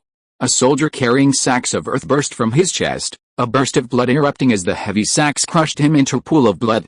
After suffering heavy casualties, the first wave of orc soldiers, braving the artillery fire, successfully filled the trenches with sacks. "Keep loading. Don't stop," the one-eyed commander roared from behind, brandishing his battle axe. The second wave of orcs advanced over the corpses of their comrades, throwing sacks into the trenches. The cannons on the city walls opened fire in rapid succession, smoke quickly obscuring the crenellations. The defending artillery, having conducted previous test firings, had prepared firing tables based on experimental data, recording the required propellant charge and barrel elevation for different firing areas, resulting in a considerable hit rate. Each explosion sent havoc through the orc ranks. Due to the relatively primitive time delay fuse technology, the Northwest Legion's exploding shells couldn't achieve a 100% success rate in detonating, but even without an explosion, the kinetic energy of the shells themselves could inflict devastating damage. A particularly burly orc warrior, his helmet adorned with red feathers, charged forward carrying 3 sacks of earth. When a cannonball exploded at his feet, the giant staggered forward a dozen steps before collapsing with a thud, the 3 sacks rolling right into the deepest part of the trench. Several small mounds of corpses and sacks of earth had already formed along the trench's edge, dark red blood seeping into the soil, staining the ground in eerie ochre. Major Hodgson lowered his binoculars and noticed that his palms were now bleeding from the rubble of the city wall. The orc's frenzy far exceeded his expectations. At this rate, the first trench would soon be filled. The garrison of Stonebridge now numbered about 5,000, including 2 battalions of regular infantry and 3,000 militia. Major Hodgson keenly noticed that the militiamen on the city wall were turning pale, their knuckles blue as they gripped their muskets. A young tailor's apprentice even began to retch, when he saw a cannonball slice 3 orcs in half at the waist. The major strode towards the northern section of the city wall where the militia were stationed, his boots slamming heavily on the stone bricks. "Look at what you've got." He suddenly snatched a rifle from a militiaman and held it high above his head. The brand new barrel gleamed blue in the sunlight. "Do you know how many Lord's soldiers outside the Northwest Bay are still using swords and spears?" The militiamen instinctively touched their standard bayonets and ammunition pouches. This equipment was indeed far superior to the Lord's armies their fathers had described. If used properly, it could take lives from afar. Perhaps some of you know that His Majesty the King of Crystal Radiance trained an army modeled after the Northwest Army, and this army quelled the rebellion in the southern border of the kingdom in less than a year. And you, though just militiamen, Hodgson emphasized, have fired more live ammunition in your training. The major patted the ammunition box beside him. More than the new army in the capital receives in a year. He deliberately kicked over a wooden box, sending round bullets clattering and rolling across the ground. An officer beside him, who had once been in charge of militia training, suddenly burst out laughing. His rough hand steadily raised his rifle. Kids, remember the target practice? Those orcs all looked like this. He gestured dramatically. They were easier to aim at than moving targets. Several militiamen laughed along, their tense shoulders gradually relaxing. Major Hodgson seized the opportunity to leap onto the crenellations, pointing to the orc troops regrouping outside the city. They relied on brute force. We relied on this. He tapped his temple and then knocked on the bolt of his rifle, and this, at noon, the eastern moat was finally filled with corpses and sandbags, creating a 3-yard wide passage. Wild horns blared from the orc ranks, and lightly armored archers immediately crouched and charged out, carrying 6-foot-long hornbound warbler bows, their quivers filled with incendiary arrows, to suppress the city wall's firepower. Archers, take your positions, the one-eyed commander's roar echoed across the battlefield. But just as the first group of archers rushed through the passage, a sharp whistle suddenly rang out from the city walls. Fire! Major Hodgson's sword slashed down, and the 12 cannons in the middle of the wall opened fire simultaneously, the shrapnel exploding into a deadly storm of metal. The orc archers at the forefront were instantly riddled with bullets, their burning arrows scattering across the ground and igniting the sacks used to fill the moat. The surviving archers frantically sought cover, but all objects that could be used for cover around the town had already been cleared away. Suddenly, plumes of smoke burst from the battlements, and the defending soldiers calmly fired their muskets at them. Lead bullets pierced the orc archers' thin leather armor, continuing to reap the survivors after the artillery bombardment. Retreat! Retreat quickly! An orc centurion had just raised his bone whistle when a sniper shot him through the chest. His body swayed and fell into the blood-soaked moat. In the end, less than half of the archers stumbled back to their lines, leaving behind blood-stained sacks and the twisted corpses of their comrades. A terrifying red light flashed in the orc commander's single eye as he snapped his command flag in two. Grayman's bastard, this doesn't look like a poorly defended town. The orc vanguard launched 3 charges east of Stonebridge, each repelled by the dense artillery and rifle fire. The corpses piled up along the edge of the trenches had formed a horrifying low wall, the blood soaking the soil into a dark red swamp. The one-eyed commander's eyes gleamed with a somber light in the smoke, and he had no choice but to order a halt to the attack. Turn southwest, the one-eyed commander spat out a mouthful of blood, pointing his battle axe towards the Warren River. The river can't be deep everywhere. His order was carried out, and the orcs dragged their weary bodies around to the southwest of the town. Sure enough, they found a shallow crossing point in a river bend. They raised their weapons above their heads and began to wade across. The icy water reached their waists, and the swift current made progress extremely difficult. If you are listening to this novel on a channel other than Fanfic World, it means it was downloaded and re-uploaded without effort. We warmly invite you to visit our channel, Fanfic World. There you will find the original version of this story and many other novels of various genres. We look forward to seeing you dive into a world of incredible novels. Chapter 836. Just as the first group of orcs stepped onto the opposite bank, a row of torches suddenly lit up the riverbank. The Ardor garrison, lying in ambush, was already prepared, and the roar of cannons and volleys of gunfire instantly shattered the tranquility of the night. Countless jets of water erupted from the river, and wounded orc warriors sank into the water, their blood spreading on the surface before being quickly dispersed by the current. The one-eyed general, who had personally led the charge, roared in the middle of the river, ordering a retreat. His warhorse was struck by a cannonball, its heavy body nearly dragging him to the bottom. In the end, the soaking wet orc remnants retreated in disarray to the east bank. The crossing operation ended in utter failure. Messenger, the one-eyed general grabbed a soldier beside him, his single eye burning with resentful rage. Go tell the war chief, Stonebridge town is a tough nut to crack. We need siege equipment and more troops. As the retreat horn sounded, the orc vanguard camped 2 miles outside the city. Under the glow of the campfire, the groans of the wounded rose and fell. On the city wall, Major Hodgson gazed at the distant, scattered campfires, knowing the real test was yet to come. Abel's main force was on its way. The orc messenger's war wolves screeched to a halt before Abel's golden tent, kicking up a cloud of dust. The High Chieftain, enjoying roasted venison with his generals, raised his cup high upon seeing the newcomers. Such a quick victory. Abel's laughter shook the brazier inside the tent. Looks like that lad Gluck has some skill after all. The messenger, however, fell to his knees with a thud, his forehead pressed against the carpet. Great Chieftain, Stonebridge Town, we couldn't get in. The laughter within the golden tent abruptly ceased. The cup in Abel's hand suddenly shattered, amber liquid dripping from between his fingers. Useless, his furious roar shook the totem banners atop the tent. Gluck led 5,000 elite troops, yet couldn't even take a small border town. A voice inside the tent whispered, perhaps the garrison is stronger than expected. Bullshit. Abar slammed his fist on the low table before him, sending roasted venison rolling onto the wool carpet. The main force of the Northwesters is clearly in Laos, his bronze face flush purple, the veins on his neck bulging like writhing earthworms. Go tell Gluck that if he's still squatting outside the city when I arrive, his battle axe slammed into the ground, I'll fill the trench with his head. Outside the tent, the night wind carried a distant stench of blood across the banners. As the messenger scrambled out of the golden tent, he heard the great chieftain roaring, urging the engineers to speed up the assembly of the battering ram. Krug's fingers nearly crushed the messenger scroll. Abel's words, fill the trenches with his head, still ringing in his ears. Cold sweat seeped from his rough palms, soaking the frenzied handwriting on the scroll. The silhouette of Stonebridge Town loomed in the twilight, the lights on the city walls like mocking eyes. Summon the night raiders. Krug's voice was colder than the night wind, his Adam's apple bobbing as he swallowed his fear. He clearly remembered the fate of the last general who had disappointed the war chief. That man's skull was now a goblet in the golden tent. The one-eyed orc general decided to organize a night raid before dawn. As the moon was swallowed by the clouds, 500 elite orcs had assembled.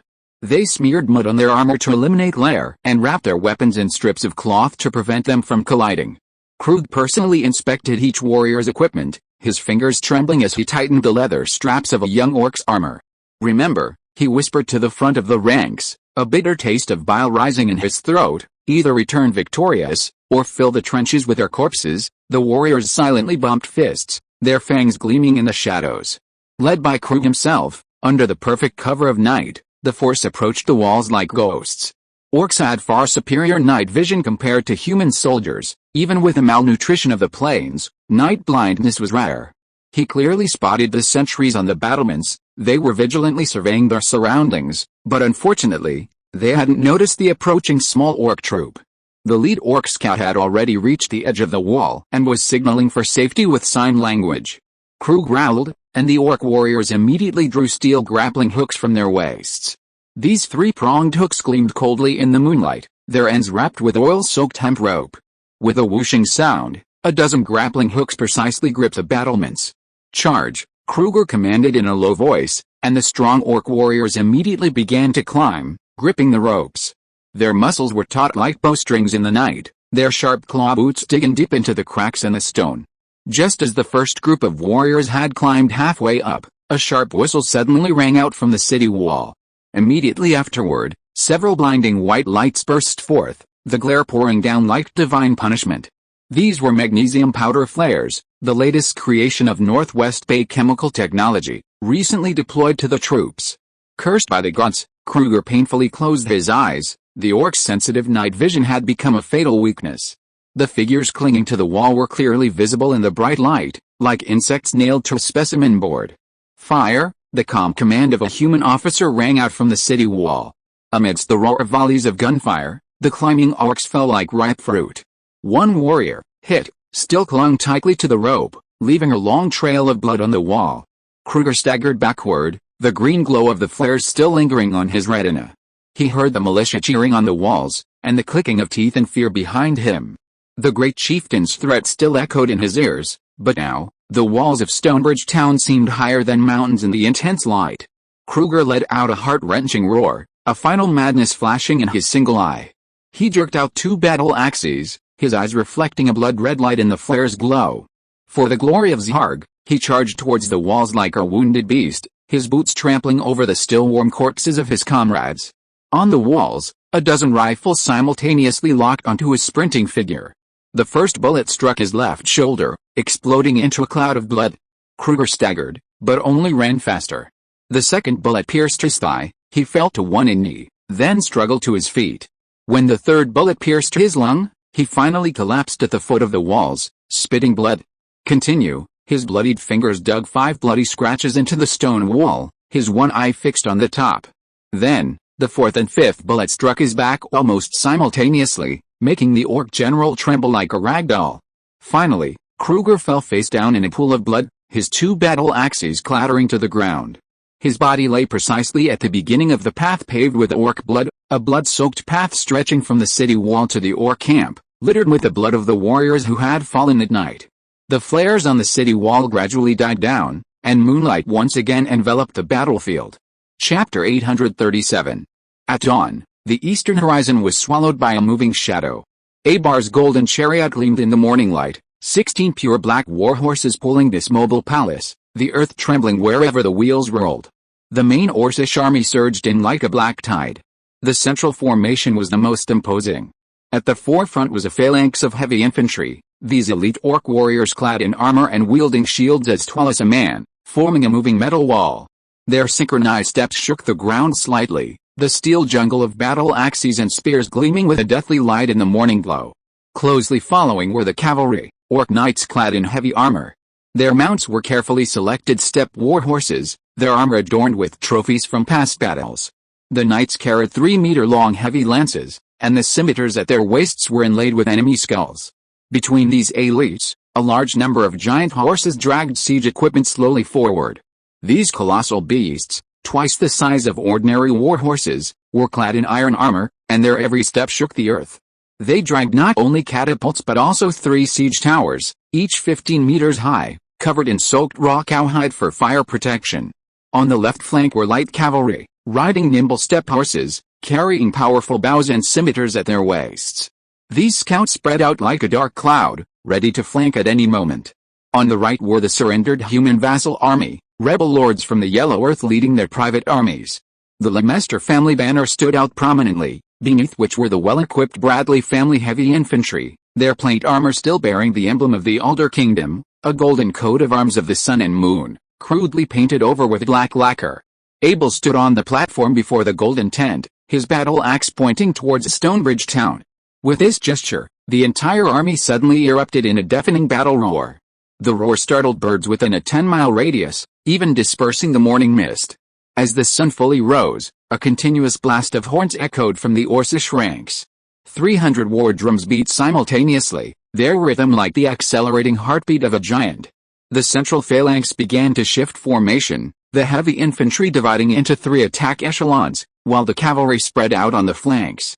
This was the rhythm of an ultimatum, each note telling Stonebridge town, the real storm has only just begun. But as the sun fully rose, a messenger carrying a white flag suddenly emerged from the Orcish ranks. He rode a white horse without armor, slowly approaching the city walls. Chief Abar requests a half-day truce. The messenger's voice was clear in the morning breeze, allowing us to collect the bodies of our warriors. Major Hodgson stood behind the battlements, pondering for a moment, then ordered, "Cease fire, let them collect the bodies." He turned to the artillery commander and added, "But remain vigilant, open fire immediately on any unusual activity." Soon, hundreds of unarmed humans emerged from the ranks. They silently carried the orc soldiers' corpses, carefully wrapping each mutilated body in blankets.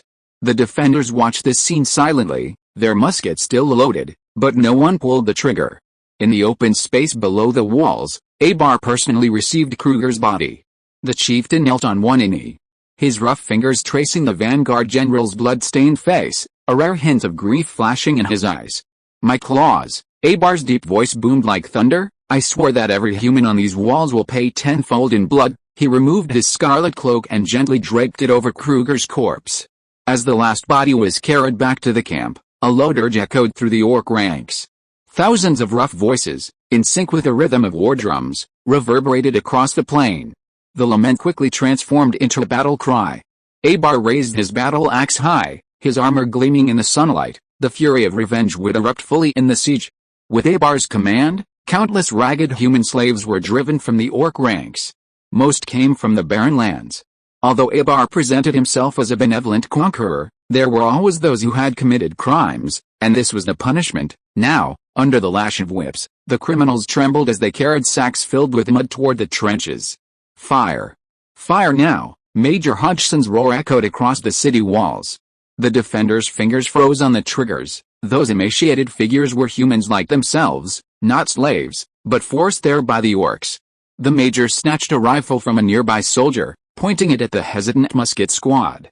"I'll count to 3, his voice was icy. "Either you fire, or I fire." The click of the flintlock hammer was clearly audible. The soldiers remembered the legend of the Battle of Black Rock Plains. Chief of Staff Scrudder ordered the fleeing soldiers to line up in rows of 10 and count off, executing one every 10. A deathly silence fell on the walls. 1, 2, finally, the first shot shattered the silence. Then came the second, the third.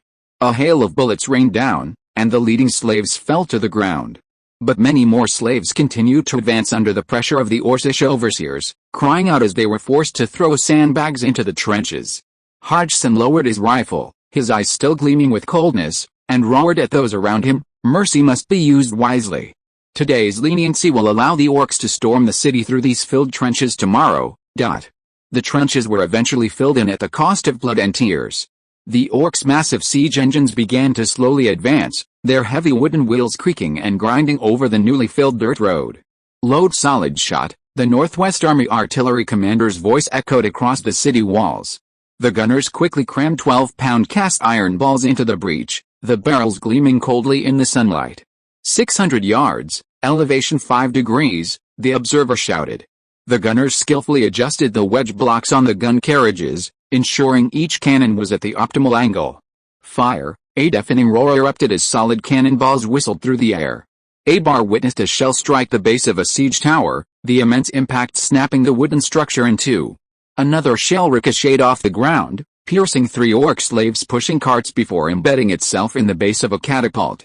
Load the shrapnel. As the latter troops advanced relentlessly towards the walls, close quarters fire followed. Hundreds of lead bullets rained down on the orc siege force, instantly turning flesh and blood into carnage. An orc centurion pushing a ladder was riddled with bullets, his breastplate riddled with horrific dents. Abar stood atop his golden chariot, his eyes wide with disbelief.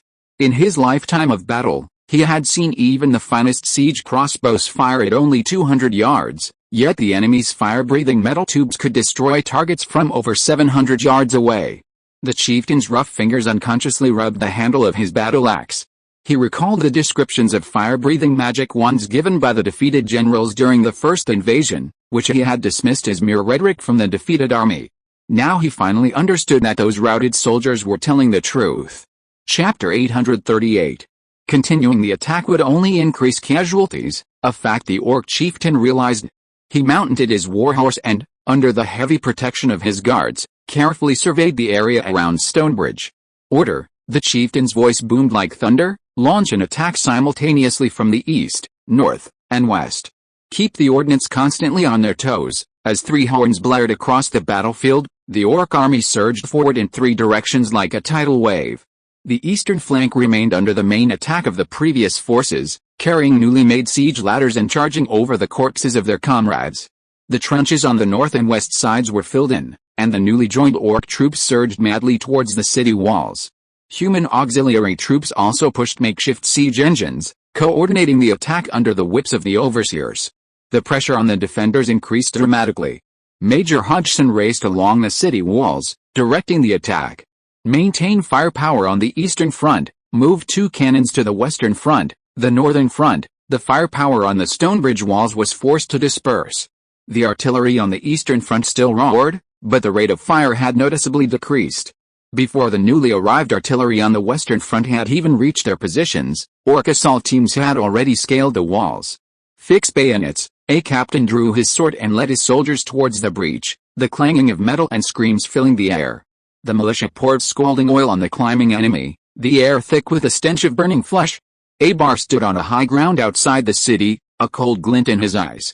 He saw his own battle flag already planted on a section of the wall, quickly felled by the defenders, but that was exactly what he wanted, to keep the defenders constantly on the move until a certain direction completely collapsed. "Send more men to reinforce the northern offensive," he ordered the messenger. "Tell Aguirre I want to see his battle flag firmly planted on the city walls before sunset." The bells of Stonebridge rang urgently, a signal of imminent danger. Major Hodgson wiped the blood from his face and looked at the dark mass of enemy troops outside the city. He knew the real test had begun. The orcs' multi-pronged siege had paused for a while. They, too, needed rest. Taking advantage of a lull in the offensive, Major Hodgson climbed to the top of a clock tower, surveying the crumbling city walls. "Order all units," his voice was hoarse but firm, "to execute Plan 2, abandon the city wall defenses and withdraw entirely to the various defensive positions within the city." The officers exchanged glances. "Sir, are we really taking such a risk, during the War of the Usurpers?" Hodgson interrupted, tracing the spiderweb-like streets on the map. The Kent family's heavy cavalry were riddled with holes in those streets and alleys. "I refuse to believe the orc cavalry will be an exception." He slammed the map shut. "Execute the order now." The major's order was quickly relayed, and the soldiers and militia silently withdrew from the city walls. The battle horns sounded again, and the orc Prince Agile led the vanguard, carrying newly made siege ladders, cautiously approaching the eastern city wall. But unexpectedly, the city walls were quiet, with only a few scattered sentries. "Something's not right," Aguirre squinted, his battle axe gleaming coldly. They were fighting so fiercely just now, how could this happen so suddenly? As the siege ladders were erected, the bravest warriors were the first to scale the walls. To their surprise, they found the battlements empty, with only a few tattered banners fluttering in the wind. The last human sentry to retreat was sliding down ropes along the inner wall, quickly disappearing into the labyrinthine streets. "Take the walls," Aguirre shouted, but his voice betrayed hesitation. The orc soldiers exchanged glances, their boots creaking unsettlingly on the sulphurous barrels abandoned by the defenders. The messenger rushed back, panting, and knelt before Ibar's horse. "Great chieftain! The walls have been taken by Prince Aguirre." Without a fight, the humans abandoned the walls. Ibar's eyes narrowed sharply. He leaped off his horse, the clanking of his armor echoing dully. "What? No fight, only a few sentries. They ran away as soon as they saw us." The messenger swallowed hard. "Lord Aguirre is now waiting on the city walls." The great chieftain's thick fingers rubbed the handle of his battle axe hanging at his waist, veins bulging on the back of his hands. Stonebridge town was small, surrounded by only a simple wall, unlike the complex, concentric walls of larger cities. Traditionally, once the attackers captured the walls, victory was practically assured. Ibar asked his men, "Did the human defenders run away?" He received the reply, "Great chieftain, this small town is surrounded by us.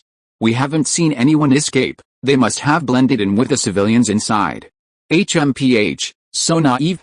"Order Aguirre." Ibar's voice was as still as a frozen river, "to capture the entire town, but beware of traps." As the main orc force cautiously passed through the empty city gates and penetrated the streets, the town seemed to suddenly come alive. Bang! The first gunshot rang out from the top of the clock tower, accurately blowing the skull off an orc centurion. Immediately afterward, the entire town exploded like a powder keg. In an instant, roof tiles were ripped off, revealing dark gun barrels. From seemingly ordinary house windows, muskets spewed deadly lead bullets. Even the well in the middle of the street suddenly emerged, the ambushing defenders launching a surprise attack from underground. "Throw!" With a shout, a dozen round, iron lumps were thrown from a house window, exploding amidst the dense ranks of orcs. Shrapnel and gravel flew everywhere, causing the attackers to scream in agony. Aguirre, 3 shrapnel fragments embedded in his armor, staggered back to a corner. "Die, you beast!" With a voice filled with hatred, a dark gun barrel on the rooftop was pointed at him, spewing brilliant flames. The orc prince was lucky. His loyal guards spotted the danger in time and bravely stepped forward to shield him, the incoming bullets taking his life. From the front, back, left, and right, deadly bullets could come from any direction. Under such bombardment, the morale of the first orc army to storm the city quickly plummeted. The retreating orc soldiers surged towards the city gates like a tidal wave, every street and alley behind them spitting fire, as if the entire town had transformed into a murderous monster. Useless. All useless. Ibar smashed a pillar of the golden tent with his fist, the animal-hide tent collapsing with a crash. He drew his battle axe, his single eye burning with bloodlust. "All troops. Charge. Kill those little insects hiding in the cracks of the rocks. I want every corner of this city to be soaked in blood." With a chieftain's roar, the main orc army began its advance towards the city gates. Heavy infantrymen formed dense squares, and archers indiscriminately hurled arrows at the rooftops. The real street fighting had begun. Chapter 839. The Orcish army surged into the streets like a tidal wave, only to find the defenders had retreated to rows of gray-black brick towers. These towers, hexagonal or circular in shape, each resembled a lurking steel hedgehog. Boom! A cannon atop one of the towers suddenly spewed fire, shrapnel sweeping across the entire street. The orc warriors at the forefront fell in droves, their blood pooling on the cobblestones. Watch the right. Aguirre, overseeing the battle from a distance, had barely uttered his command when a dozen or so bullets erupted from the firing ports on the second floor of another tower to the west. Lead bullets clanged against the heavy shields, but several orc warriors were still felled by bullets that pierced through the gaps. Aguirre immediately retreated to a safe distance, surrounded by his guards. These structures were ingeniously designed. The ground floor was constructed of thick stone, so heavy that orc warriors charging at it could only manage sparks when hacked it with their battle axes. The firing ports, arranged in a honeycomb pattern across 3 to 5 layers, allowed the defenders' muskets to fire from every angle. Light artillery was mounted on the top platform, ready to bombard distant orc rallies. Most terrifying was the coordination between the towers. They were staggered, so when the orcs concentrated their attack on one, nearby towers would immediately provide crossfire support. An orc centurion managed to break down the wooden door of the south tower, only to find a deep tunnel inside, and the intruders were quickly killed. These towers were designed by Paul, inspired by the Japanese pillboxes used during the War of Resistance against Japan. Although the Northwest Army lacked rapid-fire weapons like machine guns, the orcs opposite them were only armed with melee weapons. Aguirre organized assault teams to try and capture the tower directly in front of him, but these efforts only resulted in increased casualties. Your Highness, a soldier, his face covered in blood, ran up. The 5th assault team has been forced to retreat. Half of them were killed, and those who survived are all wounded. In the past, Aguirre might have offered words of encouragement to the defeated warriors, but with each defeat, he was now filled only with anxiety. Aguirre slammed his fist against the wall beside him, looking at the towers spitting fire, and suddenly understood why the defenders had willingly abandoned the walls. These damned fortresses were the real meat grinders. Go outside the city and gather materials to build new ramming hammers, Aguirre's voice roared like from hell. Smash these turtle shells one by one. The siege equipment prepared earlier had already been destroyed by the defenders' artillery during the attack on the walls. When Aguirre looked back, he saw weariness in the soldiers' eyes. These once fearless steppe warriors, after repeated setbacks, were beginning to lose their fighting spirit. Abar stood on the high ground outside the city, the great chieftain's one eye fixed darkly on the smoke-filled stone bridge town. Every burst of gunfire emanating from within the city lashed at his heart like a whip. Something's not right, he murmured, stroking his battle axe, then suddenly looked at Orcish beside him.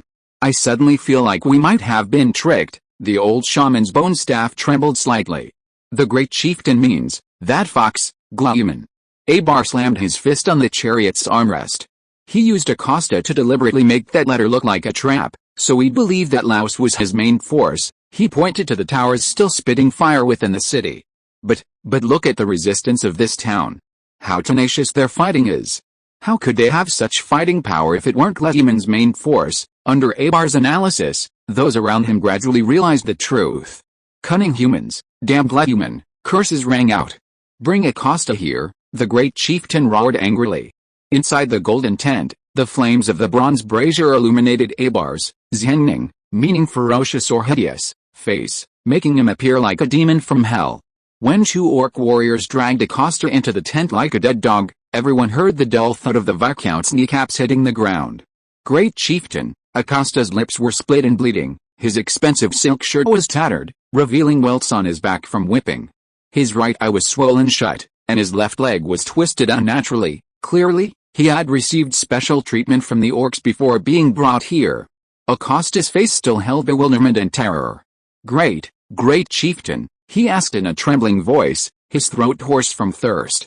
Have I done anything to offend you? Abar slowly rose, each thud of his boots sending shivers down Acosta's spine. The orc chieftain walked up to him, grabbed the Viscount by the hair, dragged him to the tent entrance, and forced him to look up at the fierce battle raging in Stonebridge town in the distance. Look, Abar roared, his eyes burning with rage.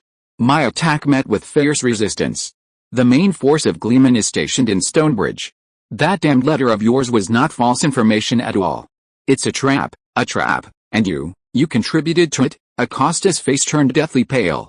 "No, that can't be." He struggled to shake his head, his voice shrill with fear. "Father would never lie to me. He clearly told me it was fake, that I was to lure you into a trap." "Shut up." Abar, enraged, delivered a heavy punch that knocked him to the ground. The Viscount lay curled up on the ground, blood trickling from the corner of his mouth, yet he still muttered, "Father wouldn't. He wouldn't hurt me." Abel's voice was like sandpaper rubbing against raw iron. "My warriors, because of your blood, could fill the moat of Stonebridge 3 times over." He slammed Acosta's face to the ground. "Speak.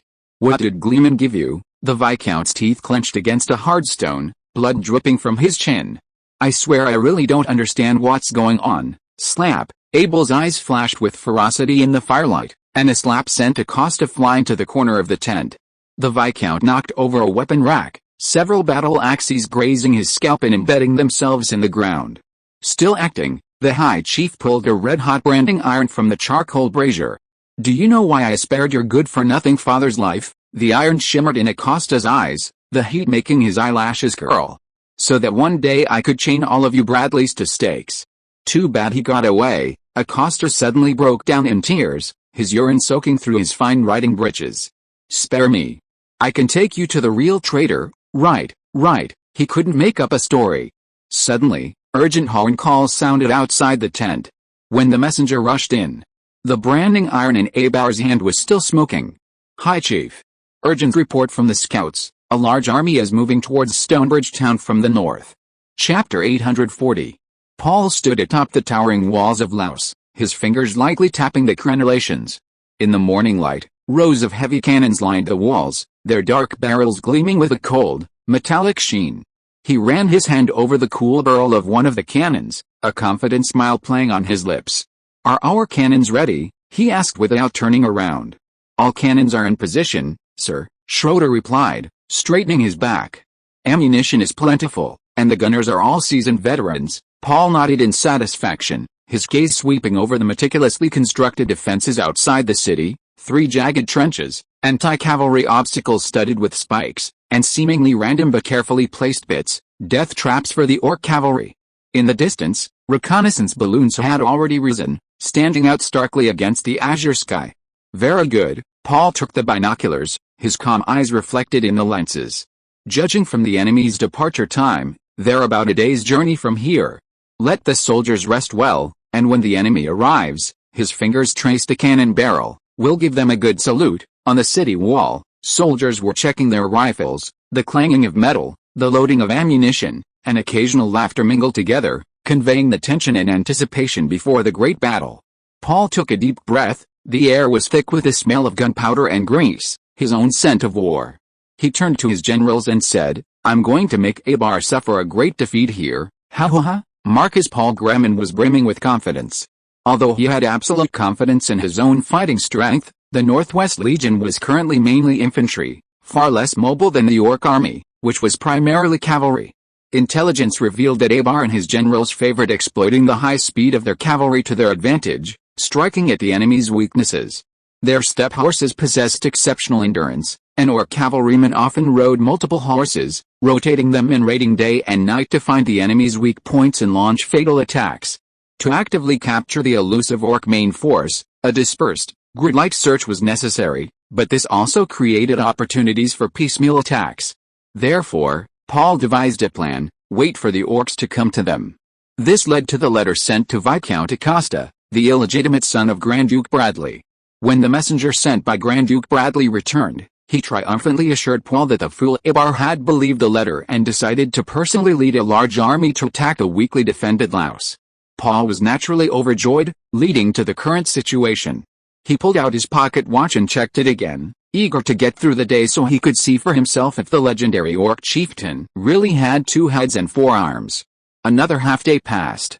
A staff officer hurried up the city wall, his boots clicking rapidly on the stone steps. Sweat beaded on his forehead, and the reconnaissance report in his hand was soaked to the corners. "Sir," the staff officer saluted, "urgent report from the scouts. The orc army has suddenly turned around in the Green Dragon Forest, and the main force is moving at full speed towards Stonebridge Town. Paul's binoculars paused slightly. He didn't respond immediately, just staring blankly at the open field outside the city. Confirmed, understood. The Marquis's voice was calm and emotionless. He lowered the binoculars, his fingertips tapping lightly on the cold metal tube. The staff officer hesitated, ultimately remaining at attention. Schroeder broke the silence first. Lord Gleman, we need to adjust our strategy immediately. Bang! The brass telescope shattered against the city bricks, the flying shards reflecting Paul's ashen face. Bring Bradley up here, his voice was icy. Moments later, a bewildered Duke Bradley was escorted up the city wall by 2 guards. The old nobleman staggered to his feet, his cloudy eyes filled with confusion. Lord Griles, I'd like to ask you, is this your son's doing? Paul grabbed the Grand Duke by the collar, dragged him to the city wall, and roared, pointing south, why has the entire orc army turned towards Stonebridge Town? Bradley's face turned deathly pale. Impossible. Abar clearly believed the contents of that letter. Acosta replied to what? Paul's fingers tightened suddenly. Replied to cooperate with your act? Or replied to sell the real military deployment to the orcs? He slammed the Grand Duke against the crenellations. I should have realized it sooner. A traitorous family that has sided with the orcs. Betrayal flows in their veins from head to toe. Bradley trembled as he gripped the edge of the city wall, the gravel digging into his palms until they bled. Lord Griles, you must understand. I definitely had my confidant clearly tell Acosta that the letter was false intelligence to lower Abar. Paul sneered as he released his grip. Then explain yourself. Why would Abar know that Stonebridge Town is our real weakness? Perhaps, the Duke suddenly stammered, grasping at a straw. Abar believed what was written there. He desperately wanted to fight your main force, so he went to Stonebridge Town. That must be it. Wow, Paul scoffed. An orc, skilled in military strategy and cunning for half his life, suddenly changed his ways, wanting to tackle the toughest challenge right away. The old Duke despaired, collapsing to the ground with a heart-wrenching wail. That wicked son. He betrayed his own father. The soldiers on the city wall silently turned away.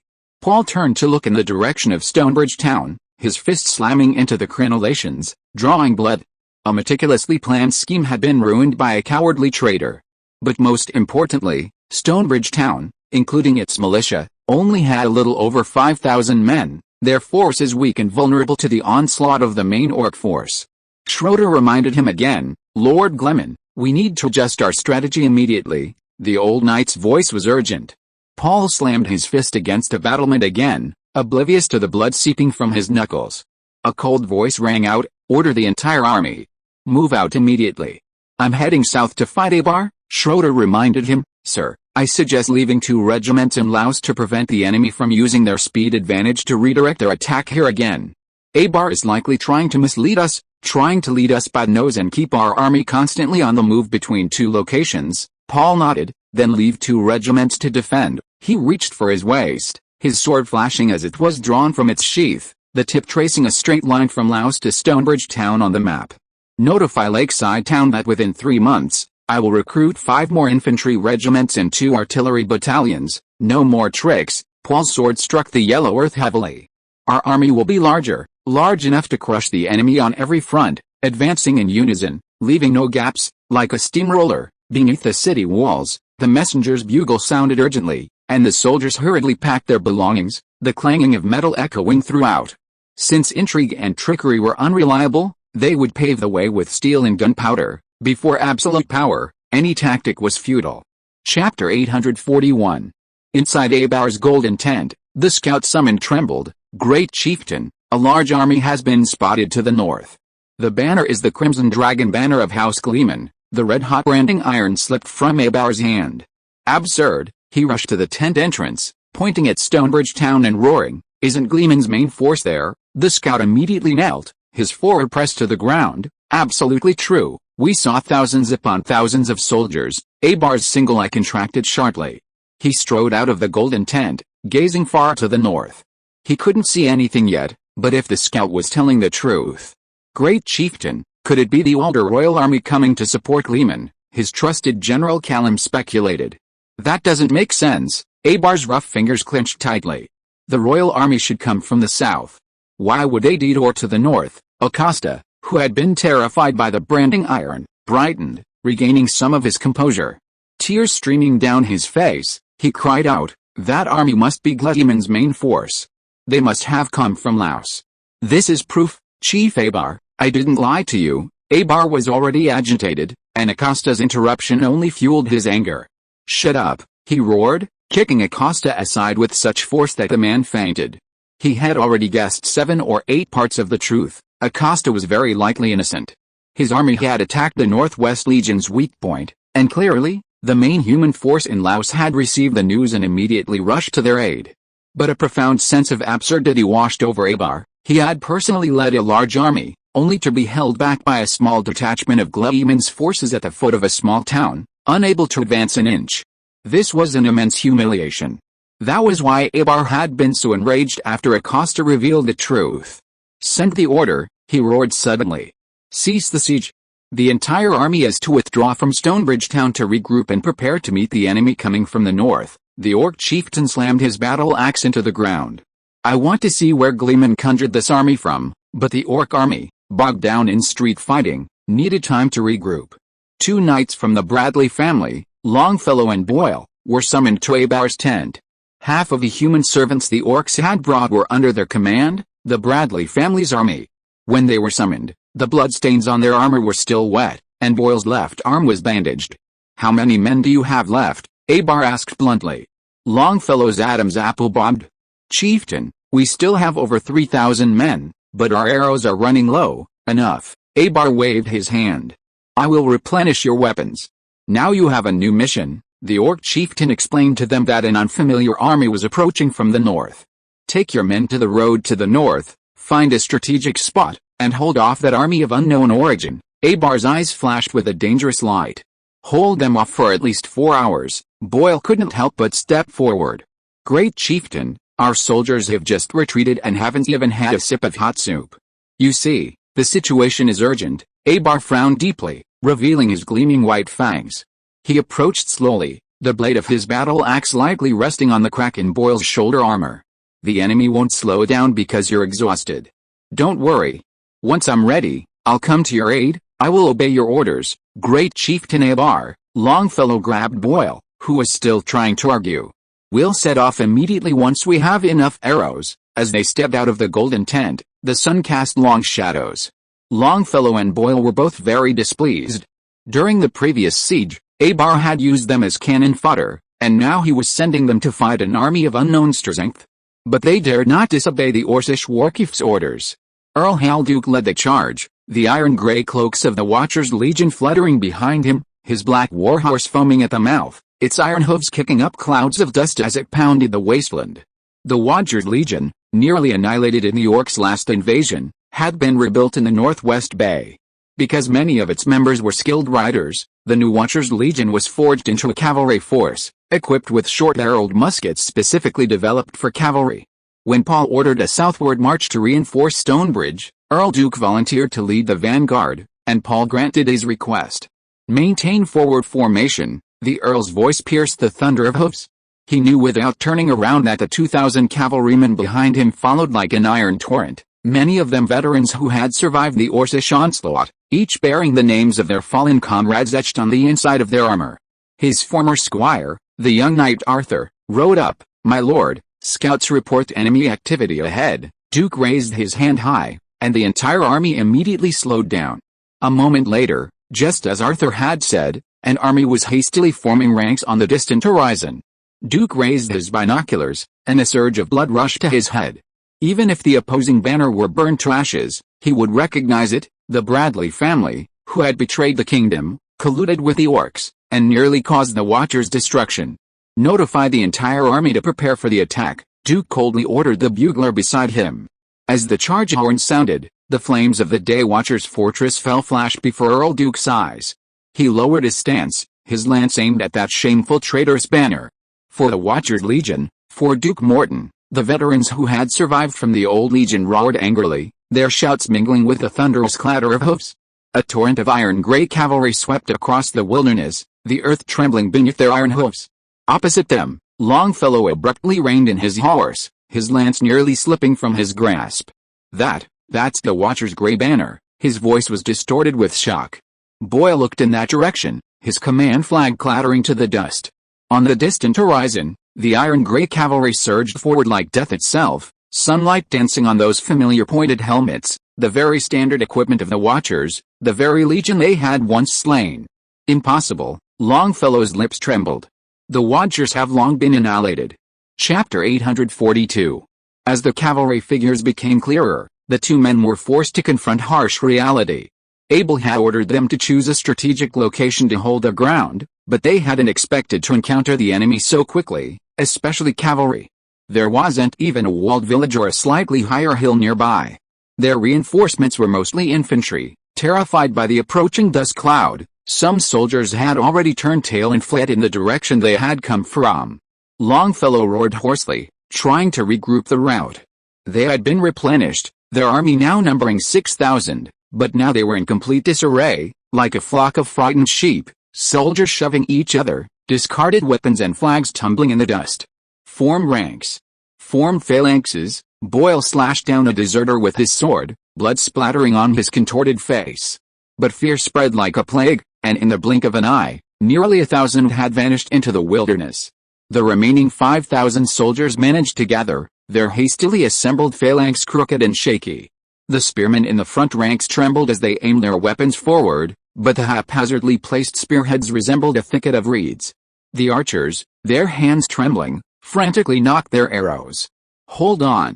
We outnumber them." Longfellow galloped back and forth in front of the ranks, but his voice was drowned out by the approaching hoofbeats. On the horizon, 2,000 Warden cavalry had already formed a charging formation, pressing in like an iron wall. A Bradley veteran suddenly knelt down, his spear clattering to the ground. That's the Warden's banner." His cloudy eyes were filled with terror. The undead have come to collect their debts. In the propaganda of the Bradleys and the Orcs, the Warden's Legion had been annihilated. Earl Halduke slowly raised his right arm, and the Warden's Legion's cavalry formation immediately dispersed with mechanical precision. 2,000 cavalrymen transformed into 20 small squads, fanning out the enemy phalanx. The lead cavalry squad suddenly accelerated, the riders on horseback expertly raising their short-barreled lances. At a distance of 50 paces from the enemy lines, a rapid burst of gunfire erupted. Lead bullets whistled through shields, tearing the front ranks of soldiers to shreds. Before the enemy could react, the squad had already turned and retreated. Another cavalry unit charged in from the southeast. The riders held the reins with one hand, the other gripping a smoking carbine. A bullet struck near the square's command flag, and the flag bearer's forehead suddenly erupted in a spray of blood. The flag crashed to the ground. Aiming at a specific target while firing a musket from horseback was difficult, but due to the dense formation of the enemy phalanx, the Watchers' knights didn't need to aim at all. Longfellow roared hysterically from within the ranks, "Raise shields," but the wooden shields were like paper before the lead bullets.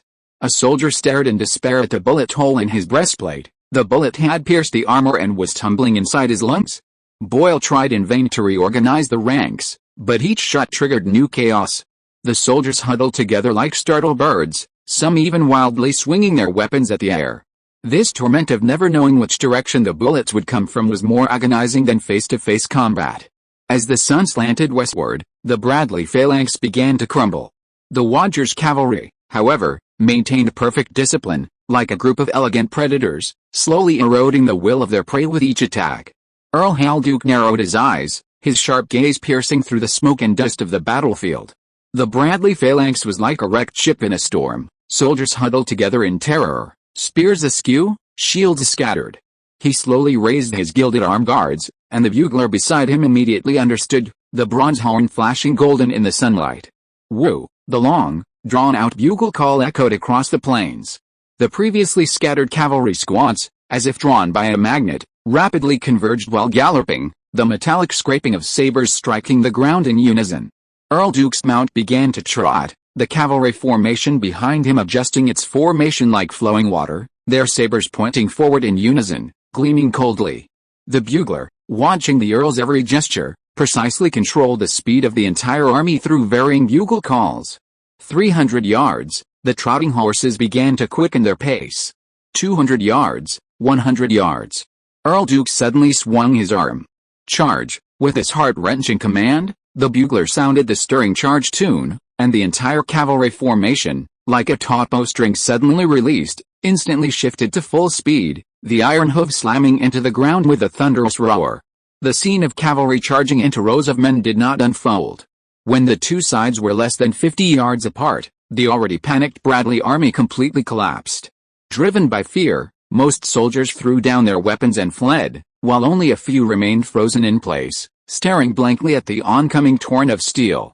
Earl Duke charged into the fleeing soldiers, his saber drawing a perfect arc, the first to cleave the banners symbolizing the Bradley family in two. Sunlight shone on the battlefield as the dust settled. Earl Hal Duke reined in his horse, coldly surveying the prisoners kneeling on the ground. Boyle was brought before him by two cuirassiers.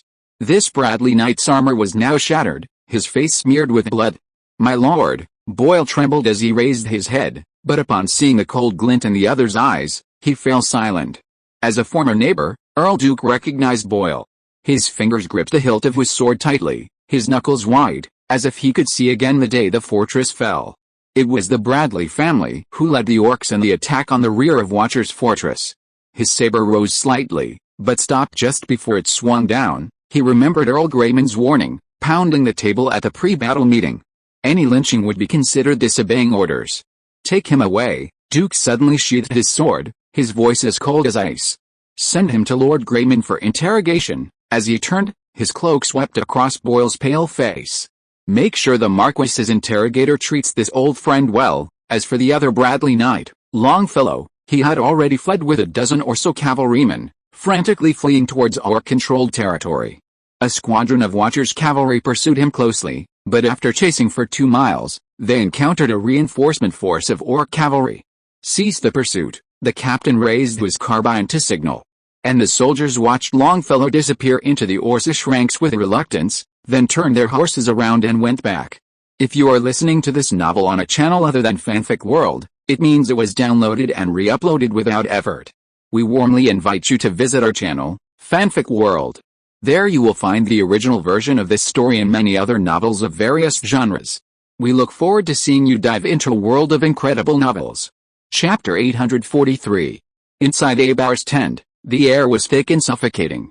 Longfellow was dragged in by 2 orc warriors, his armor tattered, his face still covered in the dust of his escape. He tried to explain, but Abar kicked him hard in the back of the knee, sending him crashing to his knees. "Useless trash," Abar's roar sent sparks flying from the braziers in the tent. "I gave you 5,000 men, and you couldn't even hold out for 2 hours." Longfellow's lips trembled.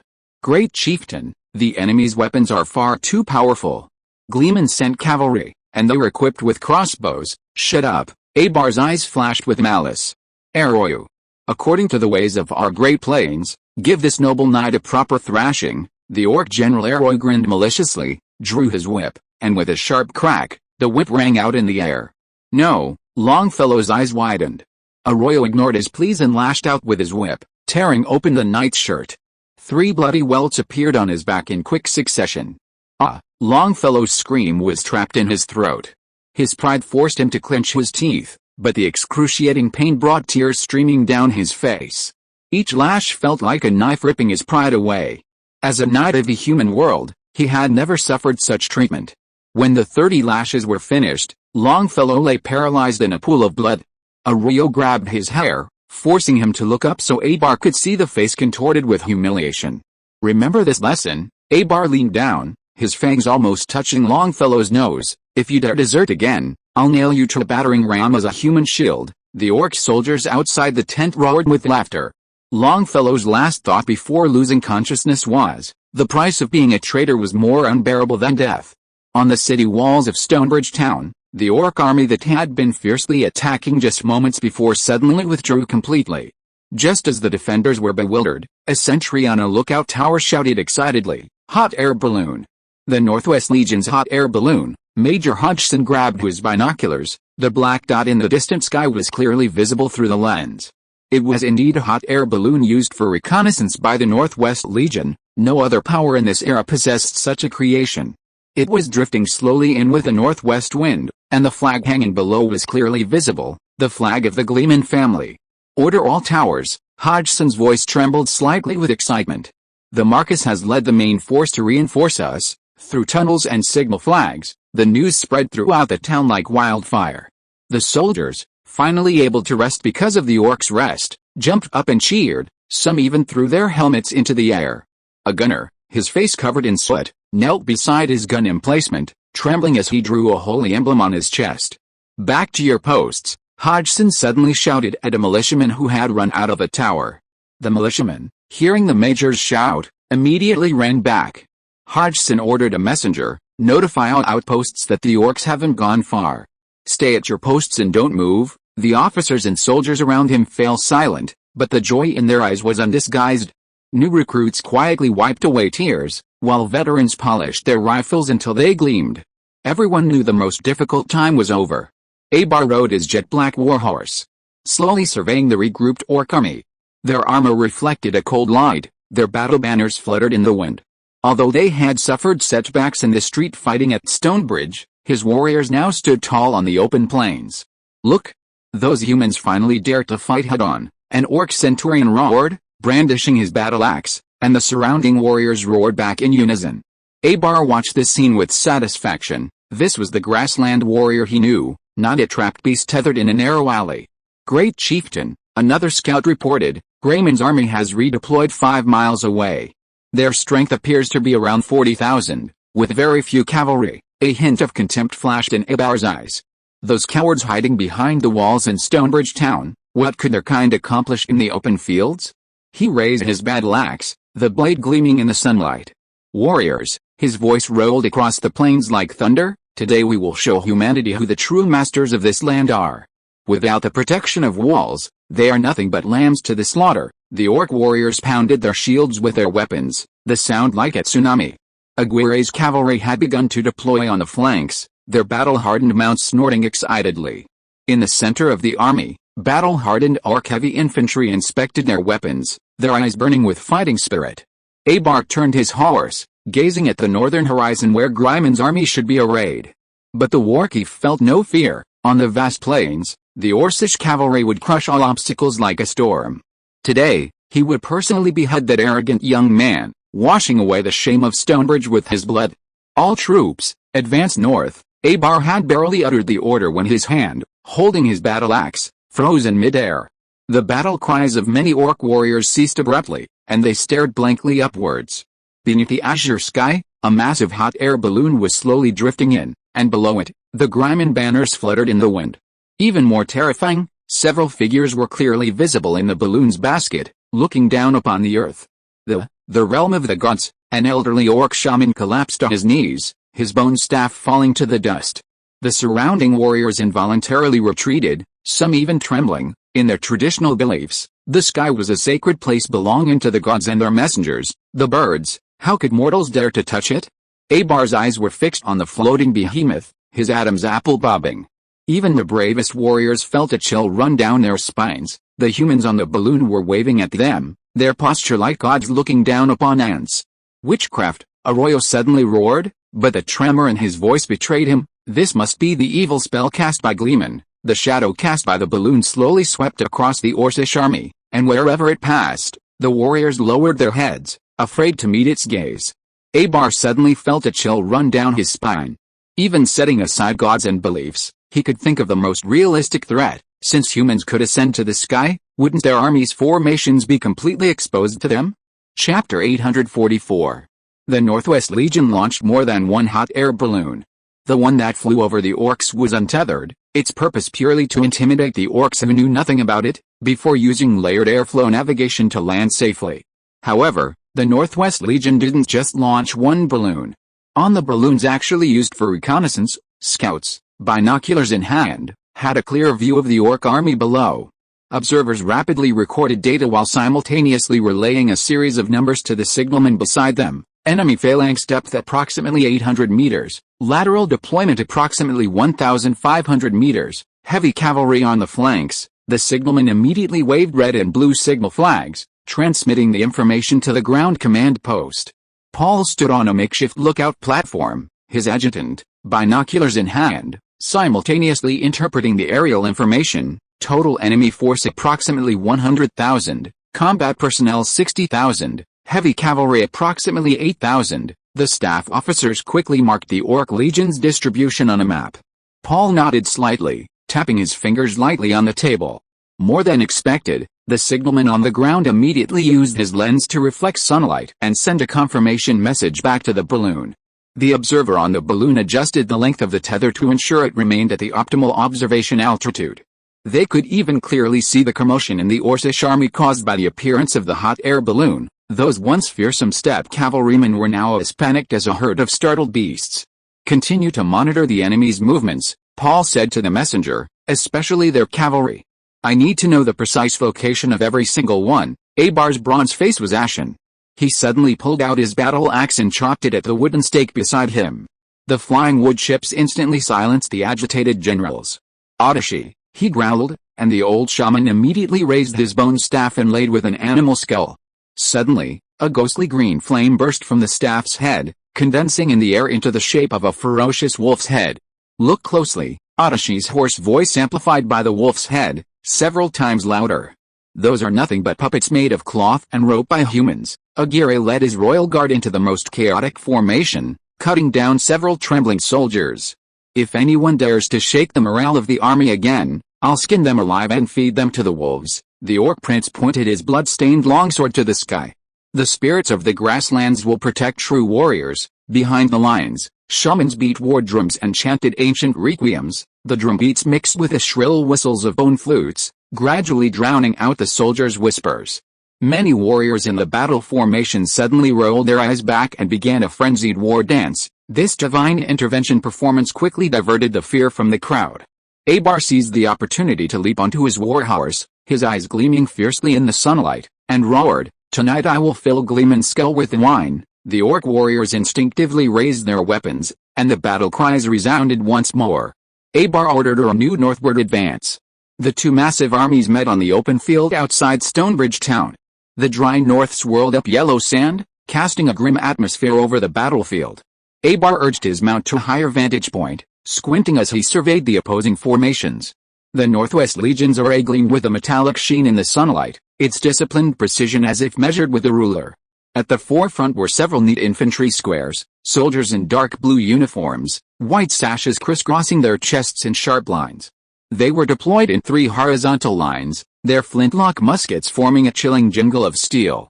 Interspersed among the infantry squares were artillery positions, metal cannons slightly raised on their supports.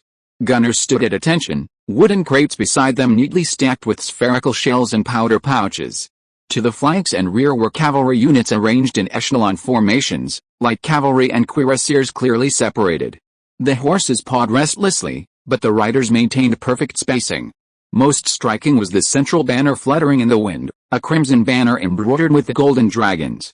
The Orcs had excellent eyesight. Abar could vaguely make out a young human surrounded like a moon, holding up a cylindrical object and looking in their direction. "What an interesting formation," the High Chieftain murmured, stroking his mount's mane.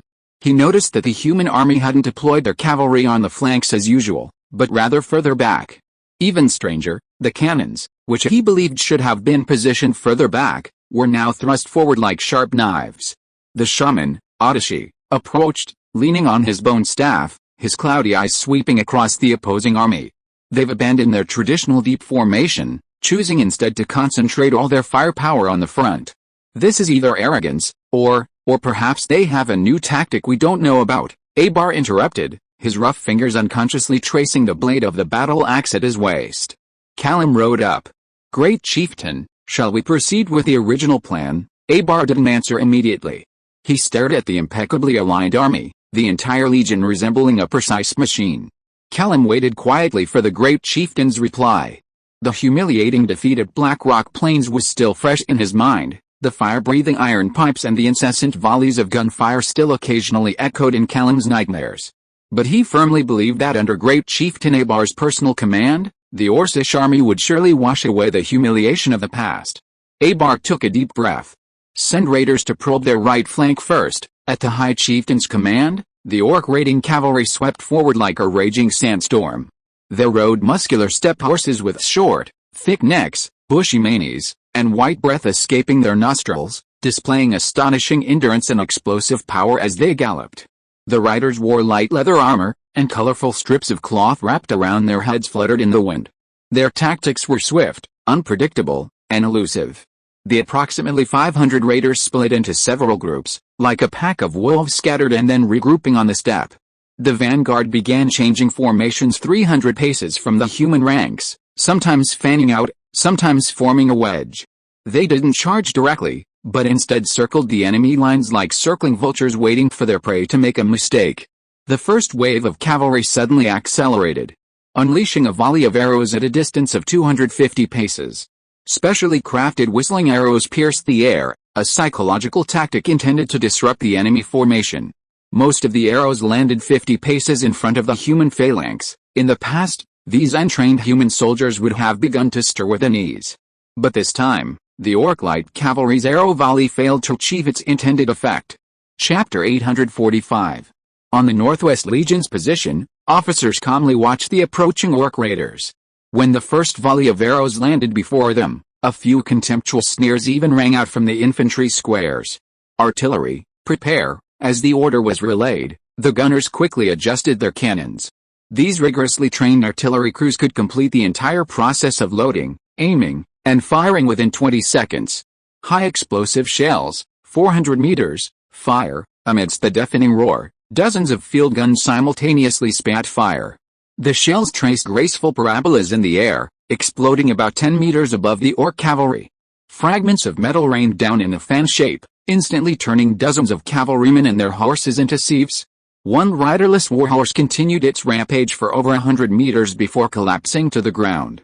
Before the surviving raiders could recover from their shock, a second wave of shells whistled through the air. Some shells exploded after landing, the shockwaves hurling dirt and limbs into the air. Change formation. Scatter, the Orc centurion roared hoarsely. The well-trained steppe cavalry immediately broke into smaller units, but the Northwest Legion's firepower was far more deadly than they had anticipated. When the raiders closed to within 200 meters, the roar of flintlock volleys erupted. 3 ranks fired in rotation, creating a continuous barrage. The front rank soldiers fired in a kneeling position and quickly retreated to reload, the second rank immediately taking their place. This cycle repeated itself, the sound of bullets piercing leather armor like a downpour hitting a tent. The charging cavalry fell in droves like wheat being harvested by an invisible scythe. The most valiant centurion, leading over 30 of his personal guards, broke through the barrage of fire, only to be met with a devastating hail of cannon fire 50 meters in front of the nearest human column. 6 eagle cannons positioned on the flanks opened fire simultaneously, unleashing a storm of lead pellets. The centurion's mount was instantly reduced to a bloody, mangled mess, and he himself was thrown into the air by the powerful momentum, his chest riddled with metal shards. Within 15 minutes, over 1,000 Orc light cavalrymen were routed.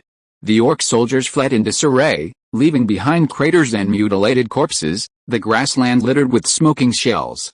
A few surviving warhorses wandered aimlessly beside their masters. Abar witnessed the entire scene from afar, his bronze face turning ashen, and the other Orc generals also grew grave. They noticed the terrifying nature of the human army. The accuracy of their ranged units far exceeded expectations, especially the weapons that exploded after firing, unheard of, seemingly absent from the last war. The coordination between the various units was seamless, with no gaps in their firepower. Old Shaman Otashi's bone staff carved deep marks into the ground. They seemed even more difficult to deal with than on Black Rock Plains. He glanced at Callum. Callum's hand on the reins trembled involuntarily. Among the figures twisting and falling in the hail of bullets were his own trained elites. The shaman was right. Gleman's army was stronger than on Black Rock Plains, and not just in size. Aguirre stared intently at the golden dragon banner in the human ranks, his fangs grinding.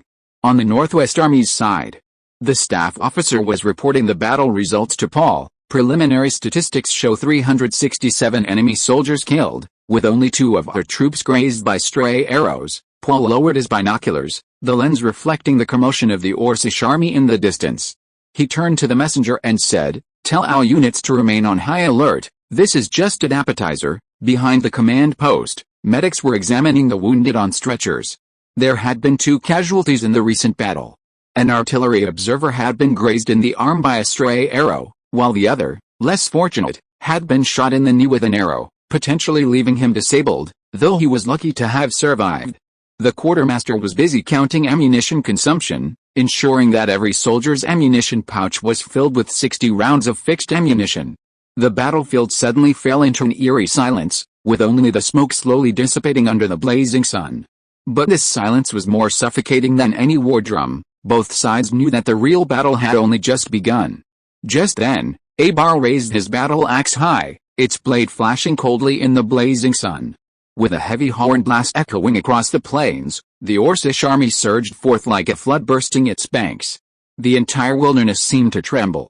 The 30,000 Orcish cavalry, the main attacking force, split into 3 waves, fanning out towards the human ranks.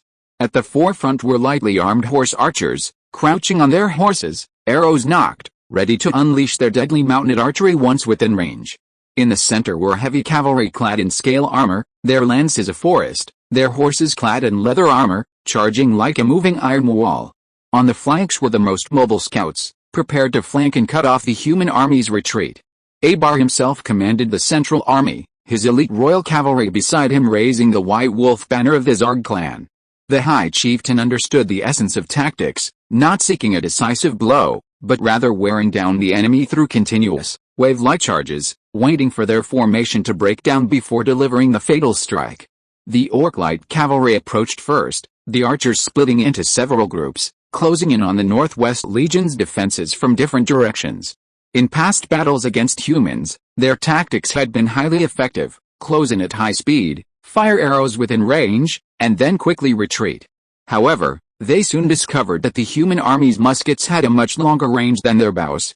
The short bows used by the cavalry had an effective range of only 50 to 80 meters, and by the time the Orc cavalry reached about 200 meters, the Northwest Legion's infantry had already begun aiming their muskets.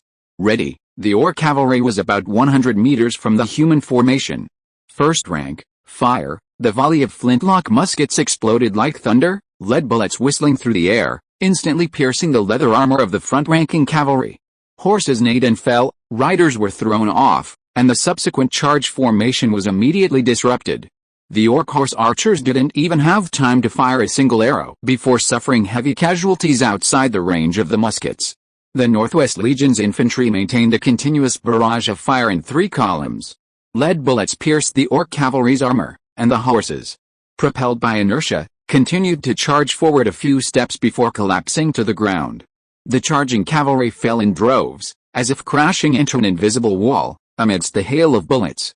But the Orc cavalry under Abar's personal command were also exceptionally brave. The cavalry behind them endured the bullets and continued their advance, hastily unleashing a volley of arrows. Gravel, fire. At this moment, dozens of cannons roared in unison, spewing not solid shot, but a deadly rain of gravel. Thousands of lead pellets swept across the charging cavalry ranks in a fan shape, instantly tearing the front tires of horses to shreds, halting the momentum of the charge. The Orc cavalry's dense formation became sitting ducks. Wherever the metal pellets passed, screams of agony filled the air. Chapter 846. But the Orc cavalry charge did not stop. The rear ranks of riders continued forward, stepping over the corpses of their comrades. They had fought countless battles and knew that only by charging into the enemy lines could they negate the advantage of human firearms. The most valiant heavy cavalry even charged within 100 meters, thrusting their long swords, determined to tear apart the human infantry's defenses. However, they were met with another volley of flintlock muskets. First rank, fire. Second rank, fire. Third rank, fire. The Northwest Legion's infantry continued their relentless fire in 3 columns. Lead bullets pierced the Orc cavalry's armor, their horses lunging forward a few more steps before crashing to the ground.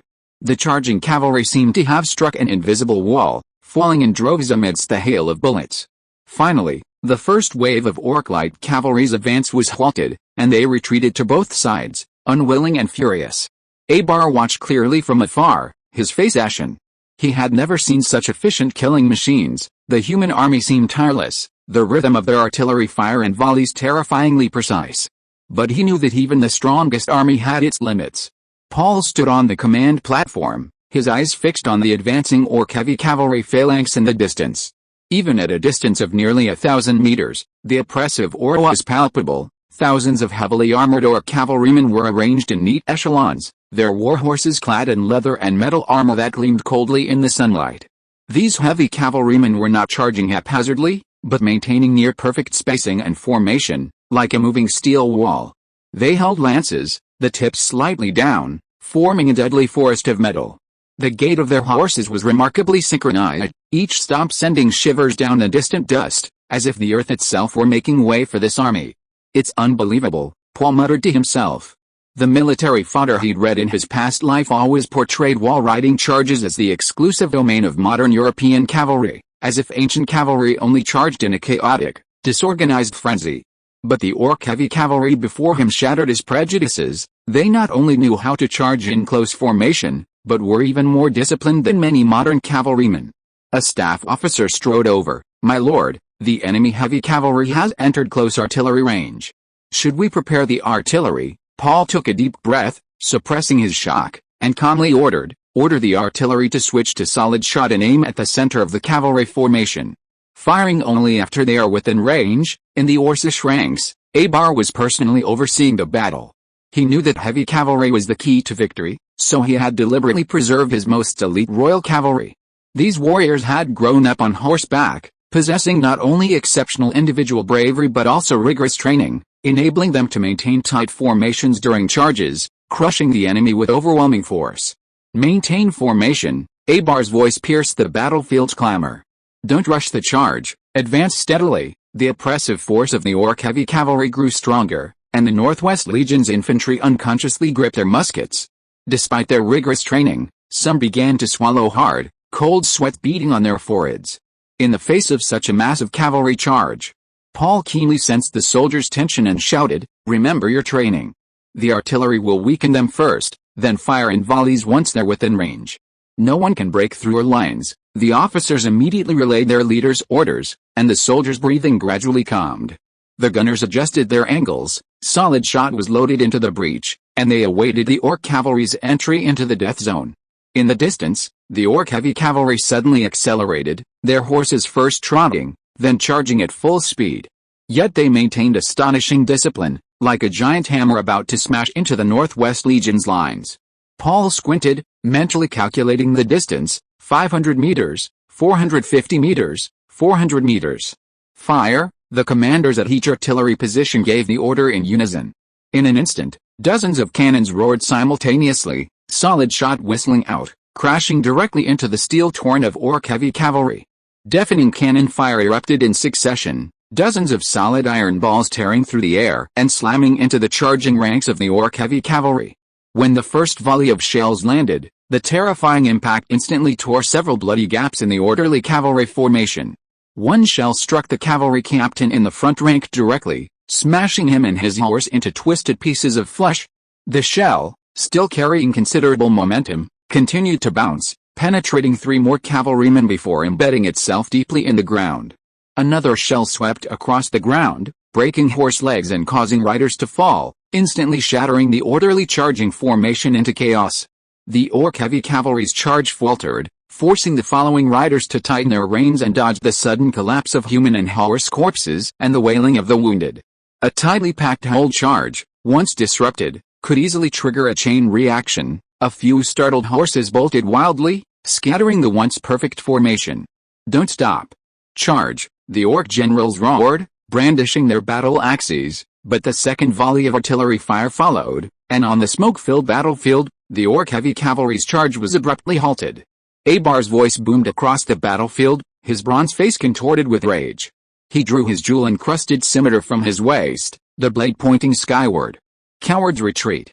Warriors, charge with me!" His voice, like thunder, remained clear even amidst the roar of cannons. "The first warrior to break through the human lines will immediately be awarded the rank of centurion, 10 of the finest war horses, and 100 fat sheep. His family will be exempt from taxes for 3 generations." Inspired by this immense encouragement, the chaos among the Orc heavy cavalry gradually subsided. The survivors gritted their teeth, gripped their lances tightly once more, and kicked their horses, trampling over the corpses of their comrades as they continued their charge.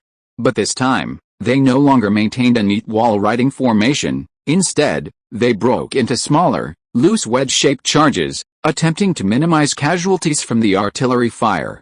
The Northwest Legion's artillery continued to fire volley after volley.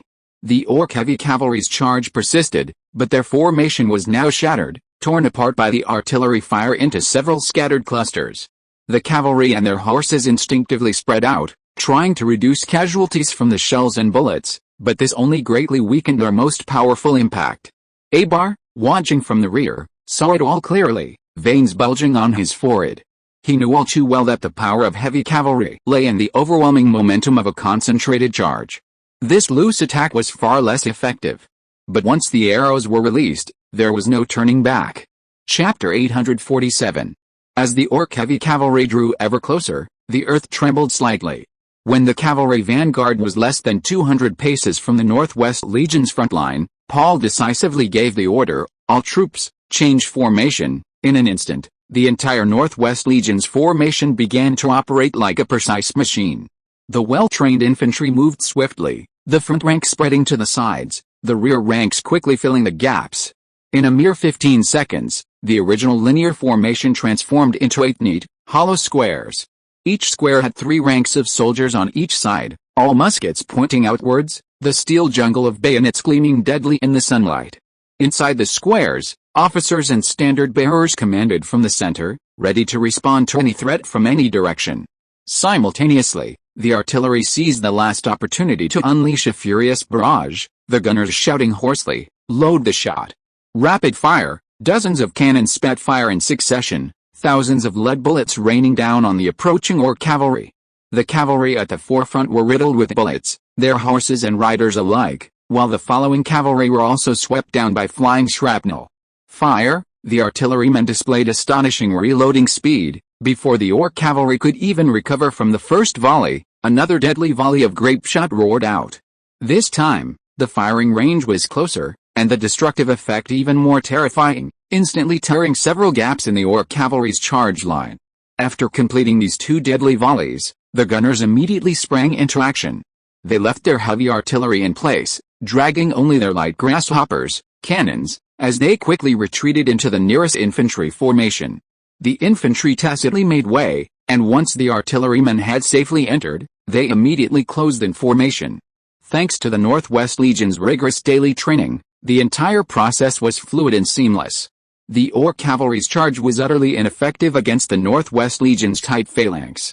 When the horses were a dozen paces from the phalanx, these well-trained steppe steeds suddenly braked, refusing to charge into the dense thicket of bayonets, no matter how much their riders whipped and roared. "Damn beasts!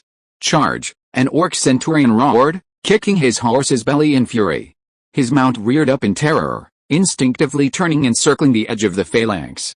This scene repeated itself before each phalanx. The Orc cavalry circled in vain around these steel porcupine-like formations, completely unable to utilize their cavalry's charging advantage. The Orcs had little experience with this situation, as in previous battles they often routed the enemy infantry before even reaching the front lines. But these humans were holding firm. The Northwest Legion soldiers within the phalanxes, however, calmly responded. The officers calmly gave the orders, "Aim at the horses. Shoot down their mounts first." Bang! Bang! The sound of flintlock muskets rang out. The inner ranks of soldiers performed their duties, some firing, others loading ammunition. The archers aimed at the tall steppe war horses, lead bullets piercing their necks and bellies. One after another, the mighty horses neighed and collapsed to their knees, throwing their Orc riders heavily from their backs. Some Orcs with broken legs didn't even have time to get up before being killed by follow-up shots. Many Orc warriors, their eyes bloodshot, jumped off their horses, weapons in hand, and charged into hand-to-hand combat with the human soldiers. Private John, who had just finished firing, gripped the slippery barrel of his rifle tightly, the tip of his bayonet still trembling slightly. He had just watched with his own eyes as the tall Orc cavalryman in front of him rose from beside the warhorse he had shot. The beast was at least 7 feet tall, blood still clinging to its tusks. "Forsharg!" the Orc roared as he charged, his heavy blade slashing down. John and Tom, beside him, simultaneously raised their guns to parry, the 3 weapons clashing with a piercing metallic clang. "Damn, this guy's too strong." Tom's face turned red. The Orc grinned maliciously, pressing his full weight down, his blade slowly approaching their throats. John could smell the heavy stench of blood and sweat on his body, and see the madness flashing in his bloodshot yellow eyes. Just as the blade was inches from John's neck, a gunshot suddenly exploded beside him. The orc's head burst open like a ripe pumpkin, red and white brain matter splattering all over John's face. The headless corpse swayed, then crashed to the ground. "Two rookies, is that all you've got?" came the hoarse mockery of the veteran Wilson behind them. John turned his head and saw the bearded veteran deftly loading new ammunition into his flintlock musket. "Next time, remember to thrust the bayonet diagonally upwards. Holding it horizontally like that, you can't even kill a chicken." John then realized his legs were trembling like leaves. He wiped the blood from his face and saw 7 or 8 orc corpses lying on the ground around him. In the corner of the nearest phalanx, a medic was bandaging a comrade whose abdomen had been slashed open. The bandage was soaked with blood. "Don't stand there. Load your bullets if you have time," the squad leader kicked him in the backside.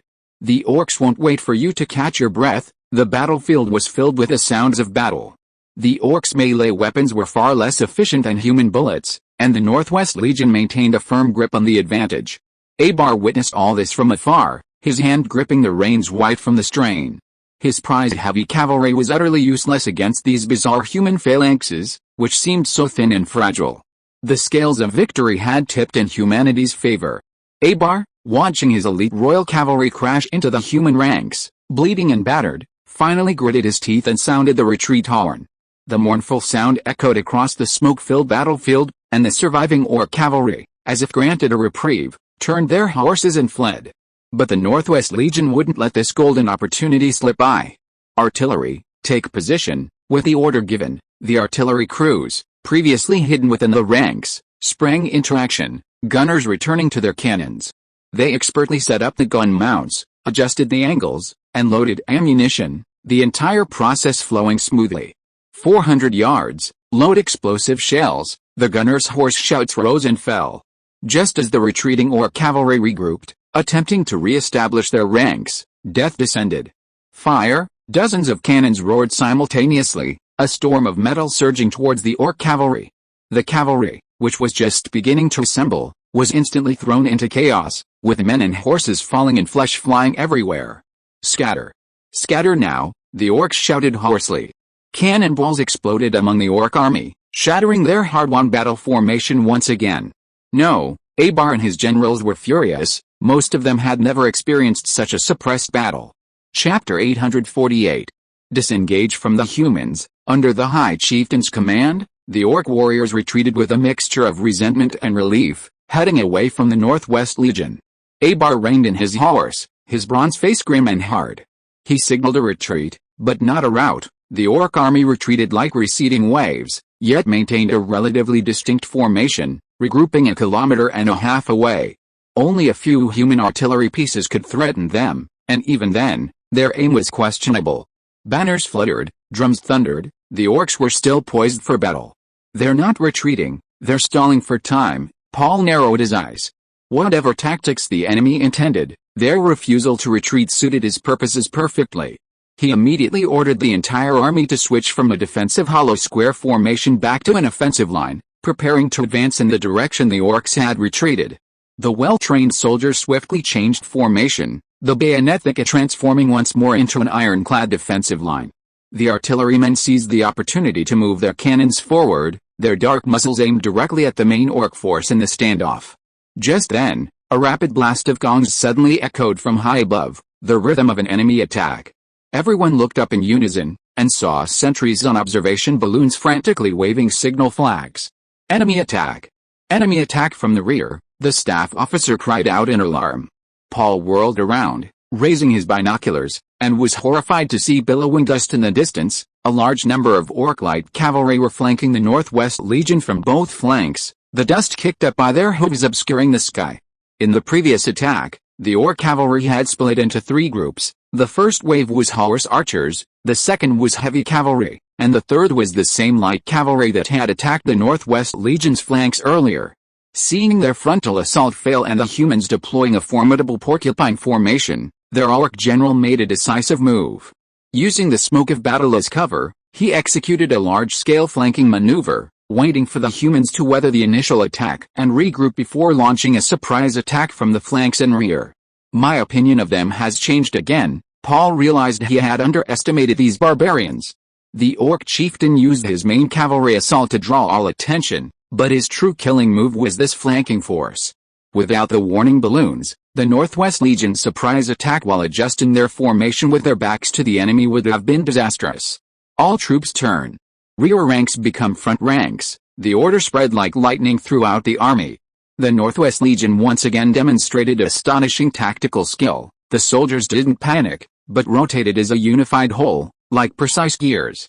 Front rank soldiers knelt to load their weapons, while rear rank soldiers stood guard with their rifles.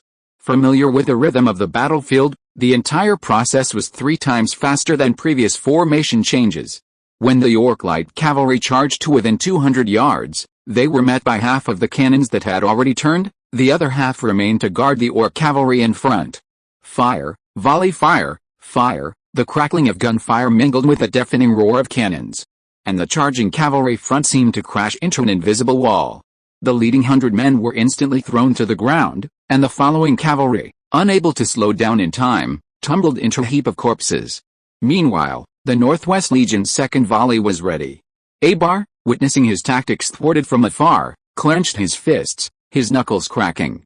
He stared at the damned observation balloon high in the sky. This war no longer seemed to be the kind of contest familiar to the steppe warriors. The great chieftain's chest heaved violently, his bronze face contorted with rage. He stared intently at the monster suspended high in the air, that damned, flying thing, whose name he didn't know, like a mocking eye, coldly surveying the entire battlefield. It's all that damn thing's fault. It seemed as if his cavalry could successfully launch a surprise attack from behind the humans with absolute certainty if nothing else was there. He gritted his teeth, his rough fingers almost snapping the reins. He had felt instinctively uneasy the first time he saw the human hot air balloon. Eagles on the grasslands could spot hares 10 miles away, so wouldn't this floating monster have a complete view of the entire army's movements? But he chose to ignore this unease. The shaman said it was just a human illusion, and Adashi said no witchcraft could keep something that large floating high in the air for so long. But now? That sack was not only floating, but it had also exposed his tactics, sending his most elite cavalry to their deaths. Great chieftain, the two clan on the left flank is starting to riot. His guard's anxious shout pulled him back to reality. Abar turned and saw that a clan cavalry formation was indeed in disarray. The warriors seemed agitated. Those were the Took warriors, renowned for their bravery. Further away, the flanking light cavalry had fallen into chaos. Human artillery, as if guided by eyes, specifically targeted the assembled troops. Warriors who should have delivered the fatal blow from behind were now being mowed down like grass by the crossfire. Sound a horn. Make them retreat. Abel forced out the order. He had to regroup his forces. Woo! The low, mournful sound of a beast-bone horn echoed across the battlefield, filled with resentment and anxiety. This was Abel's signal to retreat. The Orc light cavalry, who had attempted to outflank the humans, immediately turned their horses and retreated like a receding tide. Lord Gleman, Earl Halduke of the Watchers Legion rode up, his silver-gray armor stained with orc blood. The cavalry hadn't been idle in the recent battle. The Earl's eyes remained sharp as an eagle's. Those retreating orc cavalry are at their most vulnerable now. Their situation is extremely dangerous, far from the main force, their morale is low, and their formation has become loose due to the failed raid. I request permission to lead the Watchers in pursuit. We must not let them retreat so easily. Chief of Staff Owen Schroeder nodded in agreement with his old friend. Indeed, our cavalry recruits also need real combat experience. This is a good opportunity to let them see more blood. Paul pondered for a moment, his gaze sweeping across the battlefield. The main orc force was still in the north, but their formation remained intact, while the light cavalry force on the south side, having failed in their flanking maneuver, was now isolated. Good, send the cavalry, he ordered in a deep voice. But remember, don't stray too far from the artillery's cover.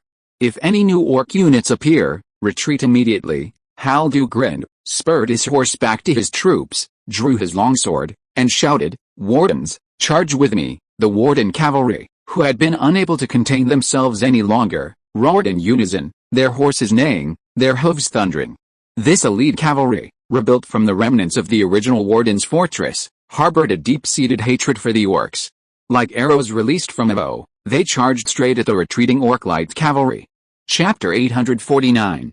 Meanwhile, the Northwest Legion's cavalry, led by their officers, followed closely behind. These recruits, though well-trained, mostly lacked real cavalry combat experience. They were both nervous and excited, gripping the reins tightly and following the veterans' charge. The human cavalry's proactive attack clearly exceeded the orc cavalry's expectations. The battle situation changed rapidly, and the retreating orc cavalry were not without hope. Several centurions roared in the chaos, rallying their men and attempting to reorganize their ranks. They knew that simply fleeing would only make them easy targets for the human cavalry. Warriors of Zharg, turn and meet the enemy. A scarred orc officer raised his blood-stained scimitar, and dozens of cavalrymen immediately converged on him. They skillfully turned their horses, forming a wedge charge in a galloping formation, a desperate counter-offensive tactic favored by steppe cavalry. Count Alduke immediately sensed the danger, raising his longsword to warn his own men. Before he could give the order to respond, a deafening barrage of artillery fire erupted from behind the human ranks. Whistling shells flew precisely over the heads of the pursuing human cavalry, slamming into the assembling orc cavalry with a deathly whistle. The shells struck the enemy ranks, one hitting the orc centurion's mount directly, shattering the horse's upper body. The splattering blood and tumbling shells instantly shattered the newly formed counterattack formation. Artillery, extend firing. In the sky, sentries on observation balloons continuously corrected the trajectory with flag signals. A second volley followed, this time using airburst shells. The shells exploded more than 10 meters above the orc cavalry, pre-fragmented material raining down, pinning the struggling orcs and their horses to the ground. "Well done," Schroeder laughed, his gray beard stained with gunpowder smoke. "Keep the pursuit. Don't give them a chance to breathe." The orc cavalry commanders finally realized how unrealistic a counterattack was. They tried to flee, but it was too late. Halduke's cavalry swept in like a whirlwind, while the fleeing orc cavalry were now trapped in a desperate predicament. Their warhorses were panting heavily, foaming at the mouth. The long-distance flanking maneuver and the frantic run after the failed surprise attack had long since exhausted these steppe horses. Faster! Faster! An orc centurion desperately kicked his mount's belly, but the once magnificent chestnut horse now felt like it was filled with lead, its pace slowing down. He looked back in horror and saw the human cavalry approaching at an astonishing speed. This was the result of Arden's scientific breeding program. The warhorses of the Northwest Ranch combined the endurance of the Northern Highlands, the speed of the Southern Plains, and the explosive power of other breeds. Through generations of selective breeding guided by the laws of genetics, these warhorses are not only physically robust but also possess astonishing stamina. "For Watcher's Fortress," Halduke roared, his black warhorse's hooves thundering, muscles rippling beneath its glossy coat. The Earl's beloved steed, Thunder, was now displaying overwhelming speed. The orc cavalry watched in despair as the distance closed rapidly. Some tried to turn and fire arrows, but their exhausted horses offered no stable firing platform, and the arrows fell askew into the dust. Others drew their scimitars for a final desperate attempt, but the human cavalry had already surged in from both flanks like a tidal wave. The elite Watcher cavalry were the first to engage the enemy. Instead of engaging the orcs in prolonged combat, they used their speed to weave and sever the fleeing orc cavalry, scattering them in disarray. The Northwest recruits, following behind, worked in pairs, skillfully rounding up any stragglers. The Northwest Legion's cavalry, their morale soaring, maintained a loose yet orderly formation, driving the scattered orc light cavalry towards their predetermined death zone like sheepdogs herding sheep. The orc cavalry were driven to despair, escape was impossible, and they could only be slowly whittled down by the human cavalry's pincer attack. Halduke charged ahead, his longsword flashing, instantly cleaving an orc cavalryman from his horse. The Watcher cavalry, like sharp knives, pierced the enemy ranks, completely tearing apart the already chaotic orc formation. "Don't let them escape," the Earl's voice echoed across the battlefield, reminding the recruits in his unit, "Remember the movements from training. Thrust. Retreat. Maintain formation." The recruits were initially somewhat awkward, but quickly found their rhythm in actual combat. In small groups, they coordinated their attacks, using their numerical advantage to encircle and annihilate lone orc cavalry. Many human cavalry even successfully employed the turn and fire tactic, turning back to fire the instant they passed each other, the flintlock bullets shattering the orcs' backs. Abar witnessed all this from a distant hilltop, his nails digging deep into his palms. His prized step archery tactics seemed utterly powerless against the humans' new weapons and tactics. This light cavalry force, which had flanked the enemy's rear, was his carefully selected mobile force, now being slaughtered by the humans like rabbits. Even more terrifying, he had a nagging feeling that this was far from the enemy's full strength. Seeing his light cavalry suffering heavy casualties under the enemy's pursuit, Abar could no longer stand idly by. He drew his sword sharply, his bronze face contorted with rage. All troops, turn. Rescue our warriors. The main orc army began to turn, tens of thousands of iron cavalry kicking up clouds of dust. Just then, a resounding bugle call suddenly echoed through the Northwest Legion's ranks, each note like a sharp dagger piercing the orcs' hearts. Forward, Paul commanded, and the Northwest Legion began its full-scale advance. The deep blue infantry lines surged forward like rising waves, soldiers marching steadily to the rhythm of the drums, the bayonets on their flintlock muskets gleaming chillingly in the sunlight. The soldiers pointed their rifles diagonally forward, the entire formation maintaining a suffocating sense of oppression even as they moved. What terrified the orcs most was that half of the artillery was also advancing in tandem. These light field guns were pulled by 4 horses, their crews trotting alongside. They stopped and deployed every 300 yards, the dark muzzles always pointed at the Orcish ranks. Maintain distance. Deploy at 250 yards, the artillery commander shouted, the well-trained gunners even able to reload while on the move, ready to fire at any moment. Paul Gleman was determined to annihilate the orc light cavalry that had dared to outflank him. He wouldn't allow Abar to rescue them. Abar had to rein in his horse, facing a dilemma. Continuing to rescue the light cavalry would mean a direct confrontation with the advancing human infantry line and artillery ready to fire at any moment. Stopping, however, would mean the complete annihilation of the pursuing light cavalry. Boom, boom, boom. The advancing Northwestern Legion artillery began its deterrent fire, shells landing 50 yards in front of the main orc force, sending up a rain of dirt. Chapter 850. Abar closed his eyes in agony, his battle axe slowly lowering. He glanced one last time at the light cavalry still fighting in the distance. Those loyal warriors were like antelopes surrounded by wolves, with nowhere to escape. Retreat. His voice was terribly hoarse. Sound the horns. A mournful, desolate horn sounded across the battlefield, the orcs' highest-level retreat signal. The light cavalry still fighting heard this and disbelief crossed their faces. Their chieftain had abandoned them. The cavalry of the Northwest Legion keenly sensed the movement of the main orc force, but now they had to focus on the battle at hand. Earl Halduke raised his blood-stained longsword and shouted, "Don't be distracted. Deal with the enemy in front of us." The sentries on the observation balloons quickly signaled, the main enemy force is retreating north. Paul saw the signal and finally breathed a sigh of relief. Concentrate our forces, cut off the remaining enemy's retreat, and annihilate this cavalry force. As the main human force closed in, the surviving orc light cavalry were compressed into an ever-shrinking encirclement. Some warriors roared in despair, tearing open their armor to expose their chests, launching suicidal charges. They would rather die than be taken prisoner by humans. For the glory of the steppe royal tent, an orc officer shouted, leading the last few dozen cavalrymen towards the artillery position, ultimately falling in a hail of bullets. The vast majority of the fallen orc cavalrymen were from the Zarg clan, Abar's direct descendants. Other orcs threw down their weapons, dismounted, and knelt on the ground. Their faces were ashen, their eyes empty, unable to believe they had been abandoned by the royal tent. Abar had promised to lead them to pursue glory and wealth in the human world. Now, the great chieftain's promise had become an empty promise. When the last wisp of smoke cleared, the wilderness outside Stonebridge town was littered with corpses and broken weapons. The soldiers of the Northwest Legion began clearing the battlefield, medics flitting among the survivors. Paul stood on high ground, watching the dust raised by the retreating orc main force, knowing this victory had been hard-won.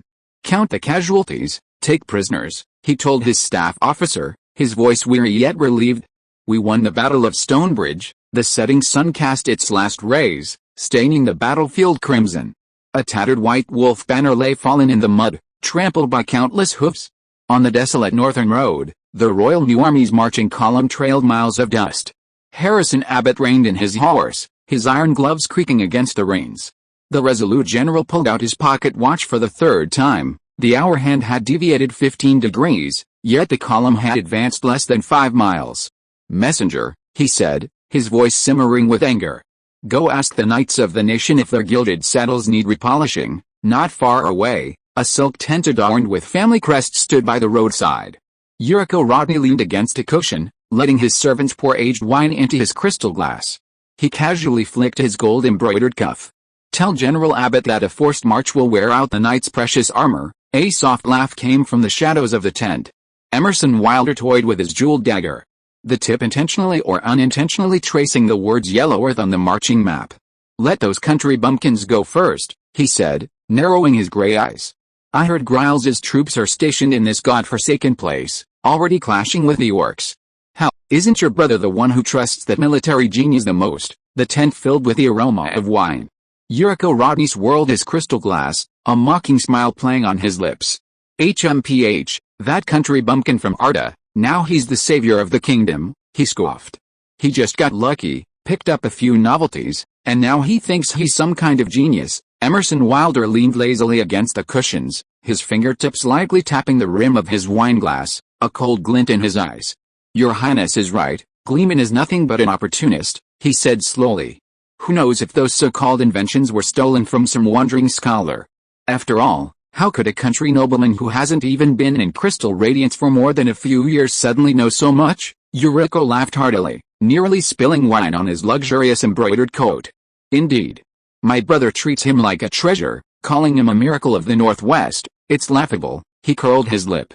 If you ask me, all those steam engines and muskets are just for show.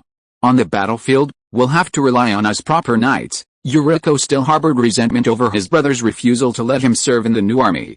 He tilted his head back and gulped down a large mouthful of wine, an exaggerated expression of pity on his face.